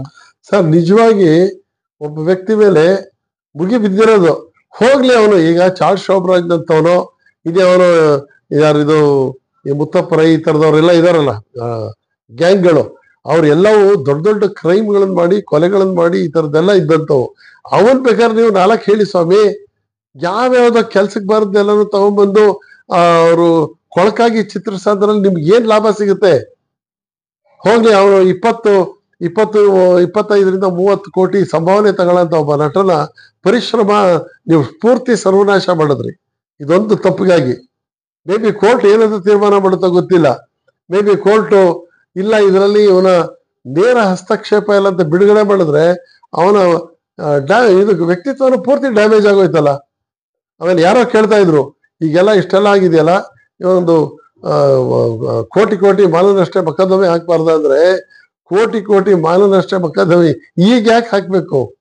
ಎಲ್ಲ ಸರ್ವನಾಶ ಮಾಡಿ ಕೂರಿಸಿದಾರಲ್ಲ. ದರ್ಶನ್ಗೆ ಏನಾರ ಮರ್ಯಾದೆ ಉಳಿಯ ಅಂತ ಒಂದೇ ಒಂದು ರಿಪೋರ್ಟ್ ಯಾವನಾರ ಕೊಟ್ಟಿದ್ದಾನ? ಎಲ್ಲ ವಿಕೃತ. ಆಮೇಲೆ ಒಂಥರ ಇವ್ರಿಗೆ ಪ್ಲೆಷರ್, ಅವ್ರ ಬಗ್ಗೆ ಅಸಹ್ಯವಾಗಿ ಮಾತಾಡೋಂಥದ್ದು, ಅವ್ರ ಬಗ್ಗೆ ಕೊಳಕಾಗಿ ಜನಗಳ ಮುಂದೆ ಒಂದು ಚಿತ್ರಣ ಹೇಳೋಂಥದ್ದು ನೋಡಿದ್ರೆ ಗೊತ್ತಾಗ್ತದೆ ಏನಾಗಿದೆ ಇವ್ರಿಗೆ ಅಂತ ಅನ್ನಿಸ್ಬಿಡುತ್ತೆ. ನಮ್ಮ ವೈಯಕ್ತಿಕದಲ್ಲ, ನೀವು ಒಬ್ಬ ಮಾಧ್ಯಮದವರಾಗಿ ಎಲ್ಲವನ್ನ ಬಲ್ಲವರಾಗಿ ನೀವು ಹೇಳ್ಬೇಕಾದ್ದೇ ಬೇರೆ ಇರುತ್ತೆ ಅಲ್ಲ sir. It's A golden opportunity. ನೀವೇ ಹೇಳಿ, ಈಗ ದರ್ಶನ್ ಕೇಸ್ ಅಂತದ್ದು ಇದರಲ್ಲಿ ಏನ್ ನಡೆದಿರಬಹುದು ಅಂತ ಹೇಳೋದಕ್ಕೆ ಪತ್ರಕರ್ತರಿಗೆ ಅವ್ರದೇ ಆದಂತ ಅನೇಕ ಸಂಪರ್ಕ ಮಾಧ್ಯಮ ಇದೆ. ಆಮೇಲೆ ವಿಡಿಯೋ ಆಗ್ಲಿ ಇನ್ನೊಂದಾಗ್ಲಿ ಡೈರೆಕ್ಟ್ ಆಗಿ ರಿಲೇ ಮಾಡೋ ಅಂತ ಎಲ್ಲಾ ಸಾಧ್ಯತೆಗಳಿದೆ. ಆಮೇಲೆ ಸಂಬಂಧಪಟ್ಟಂತ ಅಧಿಕಾರಿಗಳನ್ನ ನೇರವಾಗಿ ಸಂಪರ್ಕಿಸಿ ಸತ್ಯವಾದ ವಿಚಾರನ ನಿಮ್ಗೆ ಹೇಳಕ್ ಅವಕಾಶ ಇದೆ. ಆಮೇಲೆ ಇವೆಲ್ಲನೂ ಸಂಗ್ರಹಿಸ್ತಾ ಇರೋದು ಏನಕ್ಕೆ? ನಿಮ್ಮ ಪ್ಲೆಷರ್ನ ಇಂಪ್ರೂವ್ ಮಾಡ್ಕೊಳಕ ನೀವು ಹೇಳ್ಬೇಕಾದದ್ದು ಅದರಲ್ಲಿರೋಂಥ ಸತ್ಯ ಸಂಗತಿ ಹೀಗೆ ನಡೆದಿದೆ ಅನ್ನೋಂಥದ್ದನ್ನ ನೀವು ಪ್ರೆಸೆಂಟ್ ಮಾಡಬೇಕು. ಆ ಬೇಸಿಕ್ ಬರೀ ಇದನ್ನೇ ಕರ್ತವ್ಯನೇ ಬಿಟ್ಬಿಟ್ಟು ಬರೀ ಆಮೇಲೆ ಅವರಿಬ್ಬರ ಸಂಬಂಧ ಅವ್ರದ್ದು ಏನೋ ಮಾಡ್ಕೊಂಡಿದ್ದಾರೆ ಬಿಡ್ರಿ, ನಮ್ಗೇನಕ್ಕೆ ಬೇಕಾಗಿದೆ? ಪವಿತ್ರಾದಿರ್ಬೋದು, ಇನ್ನೊಂದಿರ್ಬೋದು, 12 ವರ್ಷದಿಂದ ಅವರು ಜೊತೆಲಿ ಇದ್ದಾರೆ, ಲಿವಿಂಗ್ ಟುಗೆದರ್ ಅಂದ್ರೆ ಲಿವಿಂಗ್ ಟುಗೆದರ್ ಏನಾದ್ರು ಇವಾಗ ಅಪರಾಧನ ಇವತ್ತಿನ ದಿನದಲ್ಲಿ ಇಲ್ಲ. ಇಬ್ರು ವಯಸ್ಕರು ಅವರು ಇಷ್ಟಪಟ್ಟಂತೆ ಅವ್ರ ಜೊತೆಲಿದ್ದಾರೆ, ಅವ್ರ ವೈಯಕ್ತಿಕ ಜೀವನ ಏನಾರ ಮಾಡ್ಕೊಳ್ಳಿ. ಬಟ್ ಈ ಕೇಸ್ ಏನಿದೆ ಇದು ಸಾರ್ವಜನಿಕವಾದ ಒಂದು ಕ್ರೈಮ್. ಇದ್ರ ಬಗ್ಗೆ ನೀವು ಬೇಕಾದ್ರೆ ಏನ್ ಬೇಕಾದ್ರೂ ಟೀಕೆ ಮಾಡಿ, ಆಮೇಲೆ ಇದು ಹೀಗೀಗೆ ನಡೆದಿದೆ ಅಂತ ಹೇಳಿ. ಈಗ ನೋಡಿ ಅಲ್ಲಿ ರೇಣುಕಾ ಸ್ವಾಮಿಯ ಪರವಾಗಿ ಯಾರೋ ಒಬ್ರು ಲಾಯರ್ ಒಬ್ರು ಅಪಿಯರ್ ಆಗಿದ್ದಾರೆ. ಅವ್ರು ಹೇಳ್ತಾರ ಮತ್ತು ಕರೆಂಟ್ ಹೊಡೆಸಿದ್ರಂತೆ, ಇನ್ನೊಂದು ಮಾಡಿದ್ರಂತೆ, ಈ ತರದ ಹೇಳಿಕೆಗಳನ್ನ ಅವ್ರು ಕೊಡ್ತಾ ಇದ್ದಾರೆ. ನೀವು ಅದನ್ನು ಪೊಲೀಸ್ನವರೇ ಹೇಳಿದ್ರು ಅನ್ನೋ ರೀತಿಯಲ್ಲಿ ಪತ್ರಿಕೆಯವ್ರು ಬಿಂಬಿಸ್ತೀರ. ನೋ, ಏನು ಅಂತಂದ್ರೆ ನಾವು ನಂಬಬಹುದಾದ ಒಂದು ತನಿಖಾ ಹೇಳಿಕೆ ಅಂತಂದ್ರೆ public prosecutor, state public prosecutor ಅವರು, ಸ್ಪೆಷಲ್ ಪಬ್ಲಿಕ್ ಪ್ರಾಸಿಕ್ಯೂಟರ್ ಕೋರ್ಟಿನ ಮುಂದೆ ಅನೇಕ ವಿಚಾರಗಳನ್ನು ಪ್ರಸ್ತಾಪ ಮಾಡಿದ್ದಾರೆ. ಅವನ್ನ ನಾವು ನಿಜ ಅಂತ ನಂಬೋದು. ಒಬ್ಬ ತನಿಖಾಧಿಕಾರಿ ತನಿಖೆ ಯಾವ ವಿವರವನ್ನು ಆತ ಹೇಳುವಂತಿಲ್ಲ. ಇದು ಬೇಸಿಕ್ ಪ್ರಿನ್ಸಿಪಲ್. ಅದು ನಾನೀಗ ತನಿಖೆ ಮಾಡ್ತಾ ಇರೋನು ಹಿಂಗೆ ಮಾಡಿದ್ದಾರೆ ಹೀಗೆ ಮಾಡಿದ್ದಾರೆ ಅಂತ ನಾನು ಮಾಧ್ಯಮಗಳಿಗೆ ವರದಿ ಕೊಟ್ಕೊಂಡು ಹೋದ್ರೆ ಅಪರಾಧಿ ತಪ್ಪಿಸ್ಕೊಳ್ಳೋದಿಲ್ವೇ? ಅಪರಾಧಿ ತಪ್ಪಿಸ್ಕೋಬಾರ್ದು. ನ್ಯಾಯಕ್ಕೆ ಸರಿಯಾದ ಒಂದು ಅದಕ್ಕೆ ಮಾನ್ಯತೆ ಸಿಗ್ಬೇಕು ಅನ್ನಂಗಿದ್ರೆ ತನಿಖಾಧಿಕಾರಿ he should not divulge any single information. ಅದು ಪಬ್ಲಿಕ್ ಡೊಮೈನಿಗೆ ಬೇಕಾಗಿಲ್ಲ. ಅದು ನಾವು ಒಪ್ಪಿಸ್ಬೇಕಾದ್ದು, ನೀವೇನೇನು ಸಾಕ್ಷ್ಯ ಸಂಗ್ರಹ ಮಾಡಿದ್ದೀರಾ ಯಾರಿಗೂ ಒಪ್ಪಿಸ್ಬೇಕದನ್ನ? ಕೋರ್ಟಿಗೆ ಒಪ್ಪಿಸ್ಬೇಕು. ನಿಮ್ಮ ಮೇಲಧಿಕಾರಿಗಳಿಗೆ ಒಪ್ಪಿಸಿ, ಸರ್ ನನ್ನ ತನಿಖೆ ಹಾದಿ ಹೀಗೆ ಹೋಗ್ತಾ ಇದೆ, ಇದನ್ನ ನಾವು ಹೇಳ್ಬೇಕು. ನೀವು ಪತ್ರಿಕೆ ಅವ್ರಿಗೆಲ್ಲ ಬಿಟ್ಟಿದ್ದೀರಾ ಅಂತಂದ್ರೆ ಪತ್ರಿಕೆ ಅವ್ರಿಗೆ ತನಿಖಾಧಿಕಾರಿ ಎಲ್ಲ ಇದನ್ನ ಹೇಳಿಕೆ ಕೊಟ್ಟಿರೋದು. ಅಲ್ಲಿ ಹೋಗೋದು, ಇನ್ಯಾವನ ಹತ್ರ ಇನ್ಫಾರ್ಮೇಶನ್ ತಗೊಳ್ಳೋದು, ಅವನೇನೋ ಒಂದು ಹೇಳ್ತಾನೆ ಬೈಕ್ ಬಂದಾಗೆ. ಇದಕ್ಕೆ ಇವರೊಂದಷ್ಟು ಬಣ್ಣ ಕಟ್ಟಿ ಇವತ್ತಿನ ದಿನ ವಿಕೃತ ಚಿತ್ರಣ ನಡೆದಿದೆ. ಇವತ್ತಿನ ವಿಕೃತ ಚಿತ್ರಣ ಬರೋದಿಕ್ ಕಾರಣ ಈ ಲೂಸ್ ಟಾಕ್ಗಳು. ಈಗ ಮೊನ್ನೆ ನೀವೆಲ್ಲ ಅದೇ ಮಾಧ್ಯಮದವರೆಲ್ಲ ಮುಗಿಬಿದ್ರು ಪೊಲೀಸ್ನವ್ರ ಮೇಲೆ. ಯಾವುದು ಶಾಮಿಯಾನ ಹಾಕ್ಬೇಕಿತ್ತ, ಪ್ರಜಾಪ್ರಭುತ್ವದಲ್ಲಿ ಯಾಕೆ ಹಾಕ್ಬೇಕಿತ್ತು, 144 ಹಾಕ್ಬೇಕಿತ್ತ ಅಂದ್ರೆ ಎಂತೆಂತ ಕಿಡಿಗೇಳಿಗಳು, ಕುತಂತ್ರಿಗಳು, ದುಷ್ಕರ್ಮಿಗಳು ಪೊಲೀಸ್ ಸ್ಟೇಷನ್ ಮುಂದೆ ಇಂಥದ್ದಿದೆ ಅಂದ್ರೆ ನಡೀತಾ ಇರುತ್ತೆ. ಅಲ್ಲಿ ಹೋಗೋದು, ಇನ್ನೇನೋ ಫೋಟೋ ತೆಗೆಯೋದು, ಯಾವುದೋ ಒಂದು ಆಂಗಲ್ ಅಲ್ಲಿ ಒಂದು ಸ್ವಲ್ಪ ಸಿಕ್ಕಿದ್ರೆ ಅದಕ್ಕೆ 25 ಕತೆ ಕಟ್ಟಿ ದೊಡ್ಡ ಹಗರಣ ಮಾಡೋದು, ಇದು ಮಾಡ್ತಾರೆ. ಇವೆಲ್ಲ ತಪ್ಸಕ್ಕೋಸ್ಕರ ಅವರು ಶಾಮಿಯಾನ ಹಾಕಿರ್ತಾರೆ. In the interest of public. 144 section ಯಾಕೆ ಜಾರಿ ಮಾಡಿದ್ರು? ಆತರ ಒಂದು ಜಾರಿ ಮಾಡಿದ್ರೆ ಅವನ್ ಯಾವನಾರು ಅಲ್ಲಿ ಇಣಿಕೆ ಅವನಾರು ಬಂದು ನಿಂತ್ಕೊಂಡ ಅಂದ್ರೆ ಅರೆಸ್ಟ್ ಮಾಡಿ ಒಳಗಾಕ್ಬೋದು. ತಂತಾನೆ ಇದಾಗುತ್ತೆ. ಯಾಕೆ ಅಂತಂದ್ರೆ ಸಲ್ಲದ ಕುತೂಹಲಗಳು. ನಿಮ್ಗೆ ಕುತೂಹಲ ಇರ್ಲಿ ಸ್ವಾಮಿ, ಆದ್ರೆ ನಿಮ್ಮ ಸಲ್ಲದ ಕುತೂಹಲ ಇನ್ಯಾರಿಗೋ ಒಬ್ಬರಿಗೆ ಧಕ್ಕೆ ಉಂಟು ಮಾಡಾಗಿರ್ಬಾರ್ದು, ನ್ಯಾಯಕ್ಕೆ ಅನ್ಯಾಯ ಮಾಡಾಗಿರ್ಬಾರ್ದು. ಈಗ ರೇಣುಕಾ ಸ್ವಾಮಿ ಮಾಡಿರ್ಕಂತ ಅವಿವೇಕಿ ತಪ್ಪಿಗೆ ಎಲ್ಲರೂ ಕೂಡ ಬೆಲೆ ತೆರ್ತಾ ಇದ್ದಾರೆ. ಎಲ್ಲರೂ ತೆರಬೇಕಾಯ್ತು. ನಟಿ ಕೂಡ ತಪ್ಪು ಮಾಡಿದ್ದಾರೆ, ಪೊಲೀಸ್ ಸ್ಟೇಷನ್ ಕಂಪ್ಲೇಂಟ್ ಕೊಟ್ಟಿದ್ರೆ ಸಮಸ್ಯೆ ಮುಗಿದೋಯ್ತಾ ಇತ್ತು. ಅದೇ ದರ್ಶನ್ ಅವ್ರಿಗೆ ಹೇಳಿ ದರ್ಶನ್ ಅವ್ರಿಗೆ ಕೆರಳಿಸಿ ಅವರು ಒಂದು ಹೆಣ್ಣಿಗೋಸ್ಕರವಾಗಿ ಅವರು ತನ್ನ ಸ್ನೇಹಿತರಿಗೋಸ್ಕರವಾಗಿ ಅವರು ಆತನ ಕರ್ಕೊಂಬಂದು ಎಲ್ಲ ವ್ಯವಸ್ಥೆ ಮಾಡಿದ್ದಾರೆ. ಆದರೆ ಯಾವಾಗಲೂ ಕೂಡ ಅವರು ತಪ್ಪು ಮಾಡ್ತಾ ಯಾಕಿಲ್ಲ. ಅವರು ಸಾಮಾನ್ಯವಾಗಿ ಒಳ್ಳೆ ಚಿತ್ರನಟ ಆಗಿ ಸುಮಾರು 25 ಕೋಟಿ ಸಂಭಾವನೆ ಪಡೆದಿರತಕ್ಕಂತ ಒಳ್ಳೆ ನಟ ಆಗಿದ್ದಾರೆ. ಇದೇ ಚಿತ್ರರಂಗ ಇತಿಹಾಸದಲ್ಲಿ ಯಾರು ಕೂಡ 25 ಕೋಟಿ ಸಂಭಾವನೆ ಆಮೇಲೆ ಇಲ್ಲ. ಸುಮಾರು ದಾನ ಧರ್ಮದ ಕೆಲಸಗಳನ್ನು ಮಾಡಿದ್ದಾರೆ, ಅದನ್ನ ನಾವಿಲ್ಲ ಅನ್ನಂಗಿಲ್ಲ. ಆಮೇಲೆ ಝೂಗೆಲ್ಲ ಪ್ರಾಣಿ ಪ್ರಿಯಾಗೆಲ್ಲ ಮಾಡಿದ್ದಾರೆ, ಒಳ್ಳೆ ಕೆಲಸಗಳು ತುಂಬಾ ಇದೆ ರೀ. ಯಾವುದೋ 2-3 ದುಡುಕಿನ ವರ್ತನೆಗಳನ್ನ ಇಟ್ಕೊಂಡು ದೊಡ್ಡ ಖಳನಾಯಕ ಇವನು ವೀರಪ್ಪನೆಲ್ಲ ತರ ನೀವು ಮಾಡ್ಬಿಟ್ರೆ ಅಲ್ಲ, ಅದು ಅನ್ಯಾಯ ಆಗುತ್ತೆ. ನೀವೇನು ಮಾಡಬೇಡಿ. ಈ ಕೇಸಲ್ಲಿ ಮಾತ್ರ ಅವ್ರನ್ನ 100% ಬಿಡಬೇಡಿ ಸ್ವಾಮಿ, ಬಿಡಬೇಡಿ. ಅಂದ್ರೆ ನೀವು ಬಿಡ್ತೀನಿ ಅಂದ್ರೂ ಕಾನೂನೇ ಬಿಡೋದಿಲ್ಲ. ಯಾಕೆಂದ್ರೆ ಅಂತ ಒಂದು ಘೋರ ತಪ್ಪಿಗೆ ಸಿಕ್ಕಾಕೊಂಡಿದ್ದಾರೆ. ಇದರಲ್ಲಿ ಇನ್ನೊಂದು ಪಾಠ ನಾವು ಕಲಿಬೇಕಾದ ಪಾಠ ಅಂತಂದ್ರೆ ದರ್ಶನ್ ಪಾಡ್ ಬಿಡಿ, ಅವರು ಮಾಡ್ಕೊಂಡಂತ ಸ್ವಯಂ ಕೃತಾಪರಾಧಕ್ಕೆ ಅವರು ಅದಕ್ಕೆ ಬೆಲೆ ತೆರಲೇಬೇಕಾಗತ್ತೆ. ಈಗಾಗಲೇ 50% ತೆತ್ತಿದ್ದಾರೆ, ಇನ್ನು ಉಳಿದಿದ್ದು ಮುಂದಿದ್ದು ಕಾನೂನು ಪ್ರಕ್ರಿಯೆ ಇದೆ. ಆದ್ರೆ ನಾವೇನು ಅಂತಂದ್ರೆ ತುಂಬಾ ಜನಕ್ಕೆ ಒಂದು ಐಡಿಯಾ ಇದೆ, ನಾವು ಇದನ್ನೆಲ್ಲ ಮಾಡಿ ನಾನು ತಪ್ಪಿಸ್ಕೊಂಡ್ಬಿಡ್ತೀನಿ ಅಂತಂದ್ರೆ ಹಿಂದೆ ತಪ್ಪಿಸ್ಕೋಬಹುದಿತ್ತು. ಕಣ್ಣೆದುರುಗಡೆನೆ ಕೊಲೆ ಮಾಡಿ ಅದರಿಂದನೂ ಬಚಾವಾದಂತ 100 ಜನಗಳ ಎದುರುಗಡೆ ಕೊಲೆ ಮಾಡಿದಂತ ವ್ಯಕ್ತಿ ಕೂಡ ಅವನು ಬಚಾವಾಗಿರೋಂಥ ಉದಾಹರಣೆಗಳು ಬೇಕಾದಷ್ಟಿದೆ. ಮಂತ್ರಿಗಳು ಆಗ್ಬಿಟ್ಟಿದ್ದಾರೆ ಮಾಡಿ ಅಪರಾಧಗಳನ್ನ. ಆದ್ರೆ ಇವತ್ತು ಯಾಕೆ ಅವ್ರು ಆಗಿದ್ದಾರೆ ಅಂದ್ರೆ ಅವರು ಕಣ್ಣಾರೆ ಕಂಡ ಸಾಕ್ಷಿಗಳು, ಮನುಷ್ಯ ಸಾಕ್ಷಿಗಳೇನಿದ್ರು ಅವರ ಸಾಕ್ಷಿಗಳ ಆಧಾರದ ಮೇಲೆ ಅಲ್ಲಿ ಕೋರ್ಟಲ್ಲಿ ಉಲ್ಟಾ ಪಲ್ಟಾ ಆಗ್ಬಿಟ್ಟು ಅವರು ಬಿಡುಗಡೆ ಆಗಿರೋದು. ಆದ್ರೆ ಈ ಕೇಸಲ್ಲಿ ತಪ್ಪಿಸ್ಕೊಳಕ್ ಸಾಧ್ಯನೇ ಇಲ್ದಿರಂತ ತಾಂತ್ರಿಕವಾದ ವೈಜ್ಞಾನಿಕವಾದ ಎವಿಡೆನ್ಸಸ್ ಇದೆ. ಇದನ್ನ ಓವರ್ಕಮ್ ಮಾಡಕ್ಕಾಗಲ್ಲ ಬೇರೆ ಯಾವ್ದನ್ನ ಮಾಡಿದ್ರು. ಹೀಗಾಗಿ ಅಪರಾಧಕ್ಕೆ ಶಿಕ್ಷೆ ಶತಸಿದ್ಧ. ಅವರ ವೈಯಕ್ತಿಕ ತೇಜವದೆ ಅನಗತ್ಯ ಮತ್ತು ಇಟ್ ಈಸ್ ಒಂದು ರೀತಿ ನಾಟ್ ಫೇರ್ ಅಂತಂದ್ರೆ ನ್ಯಾಯಯುತವಾದದ್ದಲ್ಲ ಅಂತ ನನ್ಗನ್ಸುತ್ತೆ. ಮೂವರ ದೃಷ್ಟಿಕೋನದಲ್ಲೂ ಕೂಡ ಮಾನವ ಸಹಜವಾದ ತಪ್ಪುಗಳನ್ನ ಮಾಡಿದ ತಪ್ಪು ಮಾಡಿದ್ಮೇಲೆ ತಕ್ಕ ಶಿಕ್ಷೆ ಅನುಭವಿಸ್ಲೇಬೇಕು. ಅದಕ್ಕೇನು ಮಾಡಕ್ಕಾಗಲ್ಲ. ಸಾಕ್ಷಿಗಳಿಗೆ ಪುರಾವೆಗಳು ಎಲ್ಲ ಇದೆ. ಅವ್ರು ತಪ್ಪಿಸುತ್ತ ಅಂದ್ಬಿಟ್ಟು ಬೊಟ್ಟು ಮಾಡಿ ತೋರ್ತಾ ಇದೆ. ಅದೊಂದು ದೃಷ್ಟಿಕೋನ ಬಿಟ್ಟಿನ ವೀಕ್ಷಕರಿಗೆ ಬಂದಾಗ ಈ ನಟನ ಒಂದು ಘಟನೆಯಲ್ಲಿ ಅವ್ರು ಒಳ್ಳೆ ಗುಣನೇ ಪಡೆದಿದ್ದಾರೆ. ಅವರಿಂದ ಬಹುಮಾರು ಜನ ನಿರ್ಮಾಪಕರು ಕೂಡ ಚೆನ್ನಾಗಿ ಹಣವನ್ನು ಇನ್ವೆಸ್ಟ್ ಮಾಡಿ ಒಳ್ಳೊಳ್ಳೆ ಲಾಭವನ್ನು ಕೂಡ ಪಡೆದಿದ್ದಾರೆ. ಇವ್ರಿಗೂ ಕೂಡ ಒಳ್ಳೆ ಒಳ್ಳೆಯ ನಟ ಅಂತ ಕೂಡ ಒಳ್ಳೆ ಹೆಸರು ಕೂಡ ಬಂದಿದೆ. ಆದರೆ ಈ ಒಂದು ಸಂದರ್ಭದಲ್ಲಿ ಕೂಡ ಅವರು ಕಾನೂನಿನ ಮುಷ್ಟಿಗೆ ತಪ್ಪಿಸ್ಕೊಳ್ಳೋಕ್ಕಾಗೋದಿಲ್ಲ. ಅವ್ರು ಮಾಡಿದ ಮಟ್ಟಿಗೆ ಅವರು ಕಾಲುಬಾಗಲೇಬೇಕಾಗತ್ತೆ. ಇದೆ ಸರ್, ಇನ್ನೊಂದು ಅನುಕಂಪ ನಾವೇನಾರ ಪಡ್ಬೇಕು ಅಂದ್ರೆ, ಈಗ ದರ್ಶನ್ಗೆ ನೀವು ಅನುಕಂಪ ಕೊಡಕ್ಕಾಗಲ್ಲ. ಅವರು ತಮಗೆಲ್ಲ ಇದಿದ್ದು ಇನ್ಫ್ಲೂಯೆನ್ಸ್ ಇದ್ದು ಇದನ್ನ ಒಳ್ಳೆ ರೀತಿ ಪರಿಹರಿಸ್ಕೊಳಕ್ಕಿದ್ದು ಕೂಡ ದುಡುಕಿ ಆಮೇಲೆ ಇಂಥ ಅವಿವೇಕಿಗಳ ತಂಡ ಕಟ್ಕೊಂಡು ಮಾಡಿದ್ರಿಂದ ಅದು ಅಕ್ಷಮ್ಯ ಅಪರಾಧ. ಅವ್ರ ಬಗ್ಗೆ ನಮಗೆ ಕರುಣೆ ಇಲ್ಲ. ಹಾಗೇನೆ ರೇಣುಕಾ ಸ್ವಾಮಿ ಅವನು ಮಾಡಿದಂಥ ವಿಕೃತ ಕೆಲಸಗಳಿಂದಾಗಿ ಅವನೇ ತಾನು ಬೆಲೆ ತೆರಬೇಕಾಯ್ತು. ಹೀಗಾಗಿ ಅವನ ಕೃತ್ಯದ ಬಗ್ಗೆನೂ ನಮಗೆ ಅನುಕಂಪ ಇಲ್ಲ. ಇಲ್ಲಿ ಬಂದು ನಾನು ಚಪ್ಪಲಿಲಿ ಒಂದು ಹೊಡೆದು ನೋಡ್ತೀನಿ ಅಂತ ಬಂದಂತ Pavithra, she is involved in murder. ಅದರಲ್ಲಿ ಆಕೆ ಬಗ್ಗೆ ಸ್ವಲ್ಪ ನಾವು ಏನು ಮಾಡೋಕ್ಕಾಗಲ್ಲ. ಅದರಲ್ಲಿ ಅವಳು ಸನ್ನಿವೇಶದ ಶಿಶು 21 ಜನ ಅಪರಾಧಿಗಳ ಜೊತೆ ಅವಳು ಒಬ್ಳಾಗ್ತಾಳೆ. ಆದ್ರೆ ನಮ್ಮ ನಿಜವಾದ ಅನುಕಂಪ ಇರಬೇಕಾದದ್ದು ಇವ್ರಿಗೆ ರೇಣುಕಾ ಸ್ವಾಮಿಯ ತಂದೆ ತಾಯಿಗಳು ಮತ್ತು ಅವರ ಪತ್ನಿ. ಪಾಪ ನೋಡಿ, ಇವೆಲ್ಲದಕ್ಕೂ ಶಿಕ್ಷೆ ಅನುಭವಿಸ್ಬೇಕಾದವ್ರು ಅವರಾಗ್ಬಿಟ್ರು. ಆಮೇಲೆ ದರ್ಶನ್ ಅವರ ಮಗ ಪಾಪ, ಆ ಹುಡುಗ ಏನೋ ನಮ್ಮ ತಂದೆ ಬಗ್ಗೆ ಒಂದು ಅಭಿಮಾನ ಇಟ್ಕೊಂಡಿರ್ತಾರೆ. ಮನೆಯಲ್ಲಿ ಏನೇ ಕೌಟುಂಬಿಕ ವೈಮನಸ್ಯಗಳಿರ್ಲಿ, ಈಸ್ ಒಂದ್ ಮಾಡ್ಕೊಂಡಿರೋಣ ಅನ್ನೋಂಥದ್ರಲ್ಲಿ ಆ ಹುಡುಗನ ಮನಸ್ಸಿಗೆ ದೊಡ್ಡ ಆಘಾತ. ಅದು ಅನುಕಂಪಕ್ಕೆ ಪಾತ್ರ. ಇನ್ನು ಅವ್ರ ತಾಯಿಯವ್ರ ಬಗ್ಗೆ, ಅವ್ರ ತಾಯಿಯವ್ರು ಇಲ್ಲೇ ನಮ್ಮ ಮನೆ ಹತ್ರನೇ ಇದ್ದಾರೆ. ಪಾಪ ಅವ್ರು ಎಂತ ಗ್ರೇಟ್ ಲೇಡಿ ಅಂತಂದ್ರೆ, ತೂಗುದೀಪ ಶ್ರೀನಿವಾಸ್ ಅವ್ರಿಗೆ ಒಂದು ಕಿಡ್ನಿ ಕೊಡ್ಬೇಕಾಗಿರುತ್ತೆ. ಅವ್ರ ತಮ್ಮ ಕಿಡ್ನಿ ಕೊಟ್ಟು ಗಂಡನ ಉಳಿಸ್ಕೊಳ್ಳೋಕೆ ಹೋರಾಡಿದಂಥವ್ರು. ಇದೇ ದರ್ಶನ್ನ ಕರ್ಕೊಂಡೋಗಿ ಎಲ್ಲಾ ನಿರ್ಮಾಪಕರ ಹತ್ರ ಹೋಗಿ ಇಲ್ಲ ಅಂತ ಅನ್ನಿಸ್ಕೊಂಡು ಬಂದಂತ ಮಹಿಳೆ ಅವರು. ಪಾಪ ಅವ್ರೀಗ ಏನ್ ಮಾಡ್ತೀರಾ? ಇನ್ನು ಅವ್ರ ಪತ್ನಿ ಎಲ್ಲಾರು ಏನು ಇವರಿಗೆ ಸಂಬಂಧಪಟ್ಟವರೆಲ್ಲ ನೋವು ಅನುಭವಿಸಂತ ಒಂದು ದೊಡ್ಡ ಸ್ಥಿತಿಗೆ ಬಂದ್ಬಿಡ್ತು.